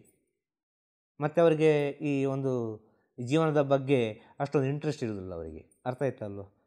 ಹೇಗೂ ಹಾಗೆ ಹೋಯ್ತು, ಇನ್ನೂ ಹೋಗ್ತದೆ ಹಾಗೆ ಅಂತೇಳಿ ಅಲ್ಲಿ ತಿದ್ದಲಿಕ್ಕೆ ಅವಕಾಶಗಳು ಭಾಳ ಕಮ್ಮಿ ಇರ್ತದೆ ಅಂತೇಳು. ಅರ್ಥ ಆಯ್ತಾ? ಒಟ್ಟಿನಲ್ಲಿ ಹೇಳಿದರೆ ಇದು ಇಬ್ಬರ ತಪ್ಪಿಂದ ಆಗುವಂಥ ವಿಚಾರ. ಎಲ್ಲವೂ ಆಗೋದು ಅವರವರ ತಪ್ಪಿಂದ, ಇನ್ನೊಬ್ಬರ ತಪ್ಪಿಂದ ಆಗೋದಲ್ಲ. ಇನ್ನೊಬ್ಬರನ್ನಲ್ಲಿ ತಪ್ಪು ಹೇಳಿ ಪ್ರಯೋಜನವೇ ಇಲ್ಲ. ಇದನ್ನು ಅರ್ಥ ಮಾಡಿಕೊಂಡ್ರೆ ಮುಗಿಯಿತು. ಇದರಿಂದ ಮೇಲೆ ಇನ್ನೊಂದು ಹೇಳಬೇಕು ಅಂತಾರೆ ಅವರವರ ವಿಧಿ. ಅರ್ಥ ಆಯ್ತಲ್ವ? ಯಾವುದು ರೀತಿಯಲ್ಲಿ ಹೇಗೆ ಆಗ್ತದೆ ಹಾಗೆ ಆಗೋದು. ಒಬ್ಬಳು ವೇಶ್ಯೆಯಾಗಿ ಜೀವನ ಮಾಡಬೇಕು ಅಂತಿದ್ರೆ ಅವಳು ವೇಶ್ಯೆ ಆಗೋದು, ಅವಳ ಕರ್ಮ ಹಾಗೆ ಉಂಟು. ಅರ್ಥ ಆಯ್ತಾ ವಿಷಯ ಹೇಳೋದು? ಒಬ್ಬಳು ಮದುವೆ ಆಗಿಕೊಂಡು ಒಂದೆರಡು ಜನರೊಟ್ಟಿಗೆ ಅಫೇರ್ ಇಟ್ಟಿದ್ದಾಳೆ ಅಂತೇಳಿದರೆ ಅವಳ ವಿಧಿ ಹಾಗೆ ಉಂಟು. ಹಾಗೆ ಅಂತೇಳಿ ಲೋಕದಲ್ಲಿ ಇದ್ದವರೊಟ್ಟಿಗೆಲ್ಲ ಅಫೇರ್ ಇಡಲಿಕ್ಕೆ ಆಗೋದಿಲ್ಲಲ್ಲ. ಯಾರಿಗೆ ಮನಸ್ಸಿಗೆ ಇಡಿಸಿದ ಅವ್ರ ಹತ್ರ ಮಾತ್ರ ತಾನೆ ಅಫೇರ್ ಇಡಲಿಕ್ಕೆ ಆಗೋದು. ಒಂದು ವಿಚಾರ. ಅದೇ ರೀತಿ ಗಂಡು ಆದರೆ ಅವನಿಗೆ ಮದುವೆಯಾಗಿ ಇನ್ನೂ ಯಾರೋ ಒಂದು 2-3 ಜನ 4 ಜನರೊಟ್ಟಿಗೆ ಅಫೇರ್ ಉಂಟು ಅಂತೇಳಿದರೆ ಅದು ಅವನ ವಿಧಿ ಅಷ್ಟೇ ಹೇಳ್ಬೋದು. ಅವನ ಕರ್ಮ ಅದು. ಯಾವುದೊಂದು ರೀತಿಯಲ್ಲಿ ಅವನನ್ನು ಎಳೀತದೆ, ಯಾವುದೊಂದು ರೀತಿಯಲ್ಲಿ ಅವನು ಸಿಕ್ಕಾಕೊಳ್ತಾನೆ, ಯಾವುದೊಂದು ರೀತಿಯಲ್ಲಿ ಬೀಳ್ತಾನವ, ಅವನಿಗೆ ಗೊತ್ತಿರದೆ ಬೀಳ್ತಾನವ. ಏನು ಮಾಡೋದು? ಎಲ್ಲರೂ ಬೇಕು ಅಂತ ತಪ್ಪು ಮಾಡ್ತಾರ? ಯಾರಾದರೂ ಬೇಕು ಅಂತ ತಪ್ಪು ಮಾಡ್ತಾರ? ಮಾಡೋದಿಲ್ಲ. ಯಾವುದೋ ರೀತಿಯಲ್ಲಿ ತಪ್ಪಾಗಿ ಹೋಗ್ತದೆ ಅಲ್ವಾ? ಸತ್ಯ ಅಲ್ವಾ? ಆ ತಪ್ಪನ್ನು ತಿದ್ದಲಿಕ್ಕೆ ಪ್ರಯತ್ನ ಮಾಡಲಿಕ್ಕೆ ಎಲ್ಲರೂ ಅವಕಾಶ ಮಾಡಿಕೊಡಿ ಅಂತ ಹೇಳೋದು. ತಪ್ಪು ಆಗ್ತದೆ, ಅದನ್ನು ತಿದ್ದಲಿಕ್ಕೆ ಒಂದು ಅವಕಾಶ ಮಾಡಿಕೊಡಿ. ಅವಕಾಶ ಮಾಡಿಕೊಟ್ರೆ ಅವ ತಿದ್ದಿದ್ರೆ ಒಳ್ಳೆಯ ವ್ಯಕ್ತಿ. ಅವ ತಿದ್ದದಿದ್ದರೆ ಅಲ್ಲೇ ಬಿದ್ದಿದ್ದರೆ ಏನು ಮಾಡಲಿಕ್ಕೆ ಆಗೋದಿಲ್ಲ ಅಲ್ವಾ? ಸತ್ಯ ಅಲ್ವಾ? ಇನ್ನೊಂದು ವಿಷಯ, ಇನ್ನು ಬಹಳ ಮುಖ್ಯವಾದ ವಿಚಾರ. ಇಲ್ಲಿ ಹೆಂಡತಿ ಇದ್ದಾಳೆ, ಒಟ್ಟಿಗೊಂದು ಅಫೇರ್ ಇದೆ ಅಂತ ಇಟ್ಟುಕೊಳ್ಳುವ. ಅರ್ಥ ಆಯ್ತು? ಹೆಂಡತಿ ಇದ್ದಾಳೆ, ಅಫೇರ್ ಇದೆ ಅಂತ ಇಟ್ಟುಕೊಳ್ಳುವ. ಅಲ್ಲಿ ಅಫೇರಿಗೆ ಜಾಸ್ತಿ ಪ್ರಾಮುಖ್ಯತೆ ಕೊಡೋದಲ್ಲ. ಅರ್ಥ ಆಯ್ತಲ್ವ? ಹೆಂಡತಿಗೆ ಯಾವ ಪ್ರಾಮುಖ್ಯತೆ ಕೊಡಬೇಕು, ಎಷ್ಟು ಗೌರವ ಕೊಡಬೇಕು, ಯಾವ ರೀತಿ ಇಟ್ಟುಕೊಳ್ಬೇಕು ಅದೇ ರೀತಿ ಇಟ್ಟುಕೊಳ್ಬೇಕು. ಅದೇ ರೀತಿಯಲ್ಲಿ ಅಫೇರಿ ಉಂಟು, ಯಾವುದೊಂದು ರೀತಿಯ ಸಂಬಂಧ ಉಂಟು, ಒಂದು ಗಂಡು ಹೆಣ್ಣು ಸೇರಿ ಯಾವುದೋ ಒಂದು ರೀತಿಯಲ್ಲಿ ಗುಪ್ತವಾಗಿ ಸಂಬಂಧನೆ ಮಾಡ್ತಾರೆ, ಒಂದು ಗಂಡು ಹೆಂಡತಿಯಾಗಿ ಸಂಬಂಧ ಮಾಡ್ತಾರೆ ಅಂತ ಹೇಳಿದರೆ ಆ ಹೆಂಡತಿಯನ್ನು ಕೂಡ ಅಷ್ಟೇ ಚೆನ್ನಾಗಿ ನೋಡಿಕೊಳ್ಬೇಕು. ಅರ್ಥ ಆಯ್ತಲ್ವ? ಅದೊಂದು ಬೇರೆ ಇದೊಂದು ಬೇರೆ ಅಂತ ನೋಡಿಕೊಂಡ್ರೆ ಈ ಅಫೇರ್ ಇಟ್ಟು ಏನು ಪ್ರಯೋಜನ ಇಲ್ಲ ಅಂತ ಹೇಳೋದು. ಅಫೇರ್ ಇದ್ದು ಪ್ರಯೋಜನ ಇಲ್ಲ. ಏನು ಹೇಳ್ತೀರಿ? ಅಲ್ವಾ? ಅಫೇರ್ ಆಗೋದಂತೂ ಈಗಿನ ಕಾಲದಲ್ಲಿ ಹಾಗೆ ಆಗ್ತದೆ. ಹೇಗೆ ಆಗ್ತದೆ ಅಂತ ಹೇಳಲಿಕ್ಕೆ ಸಾಧ್ಯ ಇಲ್ಲ. ಒಂದು ಸ್ಮಾರ್ಟ್ಫೋನ್ ಇದ್ದರೆ ಸಾಕು, ಎಲ್ಲಿಂದ ಎಲ್ಲಿಗೆಲ್ಲ ಆಗ್ತದೆ ಕಲೆಕ್ಷನ್. ಇದೆಲ್ಲರಿಗೂ ಗೊತ್ತಿರುವ ವಿಚಾರ. ಇದು ನಾನೇನು ಹೊಸತ್ತಾಗಿ ಹೇಳಬೇಕಾಗಿಲ್ಲ. ಈಗಿನ ಸಿನಿಮಾ ನೋಡಿದರೆ ಅದುವೇ, ಈಗಿನ ಒಂದು ವೆಬ್ ಸೀರೀಸ್ ನೋಡಿದರೆ ಅದುವೇ, ಈಗಿನ ಒಂದು ನ್ಯೂಸ್ ನೋಡಿದರೆ ಅದುವೇ, ಎಲ್ಲವೂ ಅದುವೇ ಅಲ್ವಾ? ವಿಷಯ ಹೇಳೋದು ನಾನು. ಇದಕ್ಕೆಂತ ಅಂತ ಹೇಳೋದು? ಇದು ಬದಲು ಮಾಡಲಿಕ್ಕೆ ಆಗ್ತದಾ? ಇದು ಚೇಂಜ್ ಮಾಡಲಿಕ್ಕೆ ಆಗ್ತದಾ? ಚೇಂಜ್ ಮಾಡಲಿಕ್ಕೆ ಆಗೋದಿಲ್ಲ. ಅದೇ ಹೇಳೋದು, ಇಬ್ಬರ ವೈಯಕ್ತಿಕ ವಿಚಾರದಲ್ಲಿ ಮೂರನೇವನು ಹೋದರೆ ಅದು ಪ್ರಪಂಚಕ್ಕೆ ಗೊತ್ತಾಗೋದು ಅಂತೇಳಿ. ಅರ್ಥ ಆಯ್ತಾ? ಅವರ ವೈಯಕ್ತಿಕ ವಿಚಾರ ಏನು ಬೇಕಾದ್ರೆ ಮಾಡಲಿ, ನಮಗೆಂಥದಕ್ಕೆ? ಅಲ್ವಾ? ಈ ವೈಯಕ್ತಿಕ ವಿಚಾರವನ್ನು ಬಹಿರಂಗ ಮಾಡೋ ಕಾರಣದ ಇಷ್ಟೆಲ್ಲ ವಿಚಾರಗಳು ಬರೋದು. ಗಂಡ ಹೆಂಡತಿ ಸಮಸ್ಯೆ, ಡೈವರ್ಸು, ಹಾಗೆ ಹೀಗೆ, ಹೆಂಡತಿ ಮನೆಯಲ್ಲಿ ಹೋಗಿ ಕಂಪ್ಲೇಂಟ್ ಮಾಡೋದು, ಗಂಡ ಇಲ್ಲಿದ್ದವರ ಮನೆಯೆಲ್ಲ ಕಂಪ್ಲೇಂಟ್ ಮಾಡೋದು, ಇದ್ದವ್ರ ಹತ್ರ ಎಲ್ಲ ಹೇಳೋದು ಅಲ್ವಾ, ಫ್ರೆಂಡ್ಸಿನ ಹತ್ರ ಹೇಳೋದು, ಅವ್ರ ಹತ್ರ ಹೇಳೋದು, ಹೆಂಡತಿ ಫ್ರೆಂಡ್ಸಿನ ಹತ್ರ ಹೇಳೋದು, ಚಾಟು ಮಾಡೋದು, ಅದು ಗಂಡನಿಗೆ ಗೊತ್ತಾಗೋದು. ಇದು ಮೂರನೇ ವ್ಯಕ್ತಿಗೆ ನಾವು ಇನ್ವೈಟ್ ಮಾಡಿದಾಗಲ್ವ. ನಮ್ಮ ಒಳಗೆ ಏನೋ ಒಂದು ದೋಷಗಳಿದ್ದರೆ ನಾವೇ ಸರಿ ಮಾಡಿಕೊಳ್ಳುವ, ನಾವೇ ಮಾತಾಡಿ ಮುಗಿಸುವ ಅಂದರೆ ಮುಗೀತಲ್ಲ ಅಲ್ಲಿಗೆ. ಆಗ ಮೂರನೇವನಿಗೆ ಗೊತ್ತಾದ ಕೂಡಲೇ ಏನು ಮಾಡ್ತಾನೆ, ಅವ ಪ್ರಪಂಚಕ್ಕೆ ಇಡೀ ಡಂಗೋರ ಸಾರಿಸಿ ಬಿಡ್ತಾನೆ, ಮುಗೀತಲ್ಲೋ ವಿಷಯ. ಅದು ಅವರಿಬ್ಬರ ಒಳಗೆ ಇತ್ತದು. ಅದು ಯಾವುದೋ ಒಂದು ವಿಷಯದಲ್ಲಿ ಅವರಿಬ್ಬರೊಳಗೆ ಏನೋ ಒಂದು ಆಗುವಾಗ ಅದು ಹೊರಗೆ ಬರ್ತದೆ. ಆ ಹೊರಗೆ ಬರುವ ವಿಚಾರ ಇಡೀ ಪ್ರಪಂಚಕ್ಕೆ ಹೋಗಿ ಸೇರ್ತದೆ. ಇದೆಲ್ಲ ನಾವು ಸೂಕ್ಷ್ಮವಾಗಿ ಅರ್ಥ ಮಾಡಿಕೊಂಡ್ರೆ ಅರ್ಥ ಆಗ್ತದೆ ಅಂತ ಹೇಳೋದು. ಒಟ್ಟಿನಲ್ಲಿ ಹೇಳೋದಾದರೆ ಇಬ್ಬರನ್ನು ಅರ್ಥ ಮಾಡಿ ಜೀವನ ಮಾಡಬೇಕು, ಇಬ್ಬರು ಅರ್ಥ ಮಾಡಿ ಜೀವನ ಮಾಡಬೇಕು. ಇಬ್ಬರು ಅರ್ಥ ಮಾಡಿ ಜೀವನ ಮಾಡಿದರೆ ಈ ಸಮಸ್ಯೆಗಳು ಬರಲಿಕ್ಕಿಲ್ಲ. ಸಂಶಯ ಪಡಬೇಡಿ, ಏನಾಗ್ತದೆ ಅದೇ ಆಗೋದು. ಅದನ್ನು ತಪ್ಪಿಸಲಿಕ್ಕೆ ಯಾರಿಂದಲೂ ಸಾಧ್ಯ ಇಲ್ಲ. ಏನಾಗ್ತದೆ ಅದೇ ಆಗೋದು, ಕೊನೆಗಿರುವ ಉತ್ತರ ಅದುವೇ. ಅರ್ಥ ಆಯ್ತಲ್ವ? ಏನಾಗ್ತದೆ ಅದೇ ಆಗೋದು, ಇದನ್ನು ತಪ್ಪಿಸಲಿಕ್ಕೆ ಸಾಧ್ಯನೇ ಇಲ್ಲ. ನಾವು ಯಾವ ರೀತಿಯಲ್ಲಿ ತಗೊಂಡ್ರೂ ಸರಿ. ಅರ್ಥ ಆಯ್ತಲ್ವ? ಹೆಣ್ಣು ಎಂಬುದು ಈ ಪ್ರಪಂಚದಲ್ಲಿ ಎಲ್ಲರಿಗೂ ಬೇಕಾದ ವಿಚಾರ. ಇಷ್ಟು ಹೇಳ್ತೇನೆ ನಾನು. ಹೆಣ್ಣು ಎಂಬುದು ಯಾವುದೋ ಒಂದು ರೀತಿಯಲ್ಲಿ ದೈಹಿಕವಾಗಿಯೋ ಮಾನಸಿಕವಾಗಿಯೋ ಹೆಣ್ಣು ಎಂಬುದು ಎಲ್ಲರಿಗೂ ಬೇಕಾದ ವಿಚಾರ. ಯಾರನ್ನು ಬಿಟ್ಟಿಲ್ಲ ಈ ಹೆಣ್ಣು ಎಂಬ ವಿಚಾರ. ಯಾವ ಋಷಿಮುನಿಯನ್ನು ಬಿಟ್ಟಿಲ್ಲ, ಯಾವ ಸಾಧು ಸಂತರನ್ನು ಬಿಟ್ಟಿಲ್ಲ, ಯಾವ ರಾಜಕೀಯ ವ್ಯಕ್ತಿಯನ್ನು ಬಿಟ್ಟಿಲ್ಲ. ಅರ್ಥ ಆಯ್ತಲ್ವ? ಯಾವುದೇ ದೊಡ್ಡ ಸ್ಟಾರ್ಗಳನ್ನು ಬಿಟ್ಟಿಲ್ಲ, ಯಾವುದೇ ದೊಡ್ಡ ದೊಡ್ಡ ವ್ಯಕ್ತಿಗಳನ್ನು ಬಿಟ್ಟಲಿಲ್ಲ. ಅದೇ ರೀತಿ ಎಲ್ಲ ಸ್ಥಿತಿಯಲ್ಲಿಯೂ ಎಲ್ಲ ಗಂಡು ಮಕ್ಕಳಿಗೆ ಹೆಣ್ಣನ್ನು ಬಿಟ್ಟಿರಲಿಕ್ಕೆ ಸಾಧ್ಯನೇ ಇಲ್ಲ. ಒಂದಲ್ಲ ಒಂದು ರೀತಿಯಲ್ಲಿ ಆ ಹೆಣ್ಣಿನ ಸಹಕಾರ ಬೇಕೇ. ಇದನ್ನು ಅರ್ಥ ಮಾಡಿಕೊಂಡ್ರೆ ನಿಮ್ಮ ಜ್ಞಾನಕ್ಕೆ ಬಿಟ್ಟಂಥ ವಿಚಾರ, ಇದಕ್ಕಿರೋ ಉತ್ತರ. ಅರ್ಥ ಆಯ್ತಲ್ವ? ನಿಮ್ಮ ಜ್ಞಾನಕ್ಕೆ ಬಿಟ್ಟದ್ದು. ಈಗ ಹೇಳಿದ್ರಲ್ಲಿ ಎಷ್ಟೋ ವಿಚಾರ ಮನಸ್ಸಿಗೆ ನೋವಾಗಿರ್ಬೋದು. ಅರ್ಥ ಆಯ್ತು? ಸತ್ಯ ಎಂಬುದು ಬಹಳ ಕಹಿ, ಸತ್ಯ ಎಂಬುದು ಬಹಳ ಕಹಿ. ಇದರ ಬಗ್ಗೆ ಅಂತ ತುಂಬ ಸಲ ಕೇಳಿದರು, ಏನು ಹೇಳ್ತೀರಿ ಅಂತೇಳಿ. ಎಲ್ಲರಿಗೆ ಸೇರಿಸಿ ಒಂದೇ ಹೇಳಿಬಿಡುವ ಅಲ್ವಾ? ಸತ್ಯ ಎಂಬುದು ಬಹಳ ಕಹಿ, ಇದು ಎಲ್ಲರಿಗೂ ತಿಳಿದಿರುವಂಥ ವಿಚಾರ. ಇದು ನಾನು ಹೇಳಬೇಕಾದ ಅವಶ್ಯಕತೆ ಇಲ್ಲ, ನಾನು ಇದನ್ನು ವ್ಯಕ್ತಪಡಿಸಬೇಕಂತ ಅವಶ್ಯಕತೆ ಇಲ್ಲ. ಎಲ್ಲರಿಗೂ ಎಲ್ಲರ ವಿಚಾರ ತಿಳಿದಿರುವುದೇ. ಆದ ಕಾರಣ ಈ ಸಂದೇಶವನ್ನು ಯಾವ ರೀತಿ ತಗೊಳ್ತಾರೆ ಅವರವರ ಜ್ಞಾನಕ್ಕೆ ತಕ್ಕವಾಗಿ ತಗೊಳ್ಳಿ ಅಂತ ಹೇಳೋದು. ಇದರಲ್ಲಿ ಯಾರನ್ನೂ ಮನಸ್ಸು ನೋಯಿಸಲಿಲ್ಲ. ಪ್ರಪಂಚದಲ್ಲಿ ಏನು ನಡೀತದೆ ಹೇಳಿದ್ದು. ಅರ್ಥ ಆಯ್ತಲ್ಲ? ಪ್ರಪಂಚದಲ್ಲಿ ಏನು ನಡೀತಾ ಉಂಟು ಅಂತ ಹೇಳಿದ ಹೊರತು ಇಲ್ಲಿ ಯಾರನ್ನು ಹೀಗೆ ನಡೀತದೆ ಅಂತೇಳಿ ಹೇಳಲಿಲ್ಲ. ಅದು ಅವರವರ ಜ್ಞಾನಕ್ಕೆ ಬಿಟ್ಟಂಥ ವಿಚಾರ. ಅವರವರು ಯಾವ ರೀತಿ ತಗೊಳ್ತಾರೆ ಆ ರೀತಿ ಅವರಿಗೆ ಉತ್ತರ ಸಿಗ್ತದೆ. ಉತ್ತರ ಸಿಕ್ಕಿತಾ? ಎಲ್ಲರಿಗೂ ಉತ್ತರ ಸಿಕ್ಕಿತಾ? ಸರಿ, ಶುಭವಾಗಲಿ. ತಿರುಚಿಟ್ರಂಬಲಂ. ಗುರುವೇ ಶರಣಂ. ಎಲ್ಲರ ಮನೆಯು ಚೆನ್ನಾಗಿರಲಿ, ಎಲ್ಲರ ಮನಸ್ಸು ಚೆನ್ನಾಗಿರಲಿ, ಎಲ್ಲರ ಆತ್ಮ ಪ್ರಕಾಶವಾಗಲಿ. ತಿರುಚಿಟ್ರಂಬಲಂ. ಗುರುವೇ ಶರಣಂ. ನಮಃ ಶಿವಾಯ. ನಮಃ ಶಿವಾಯ. ನಮಃ ಶಿವಾಯ.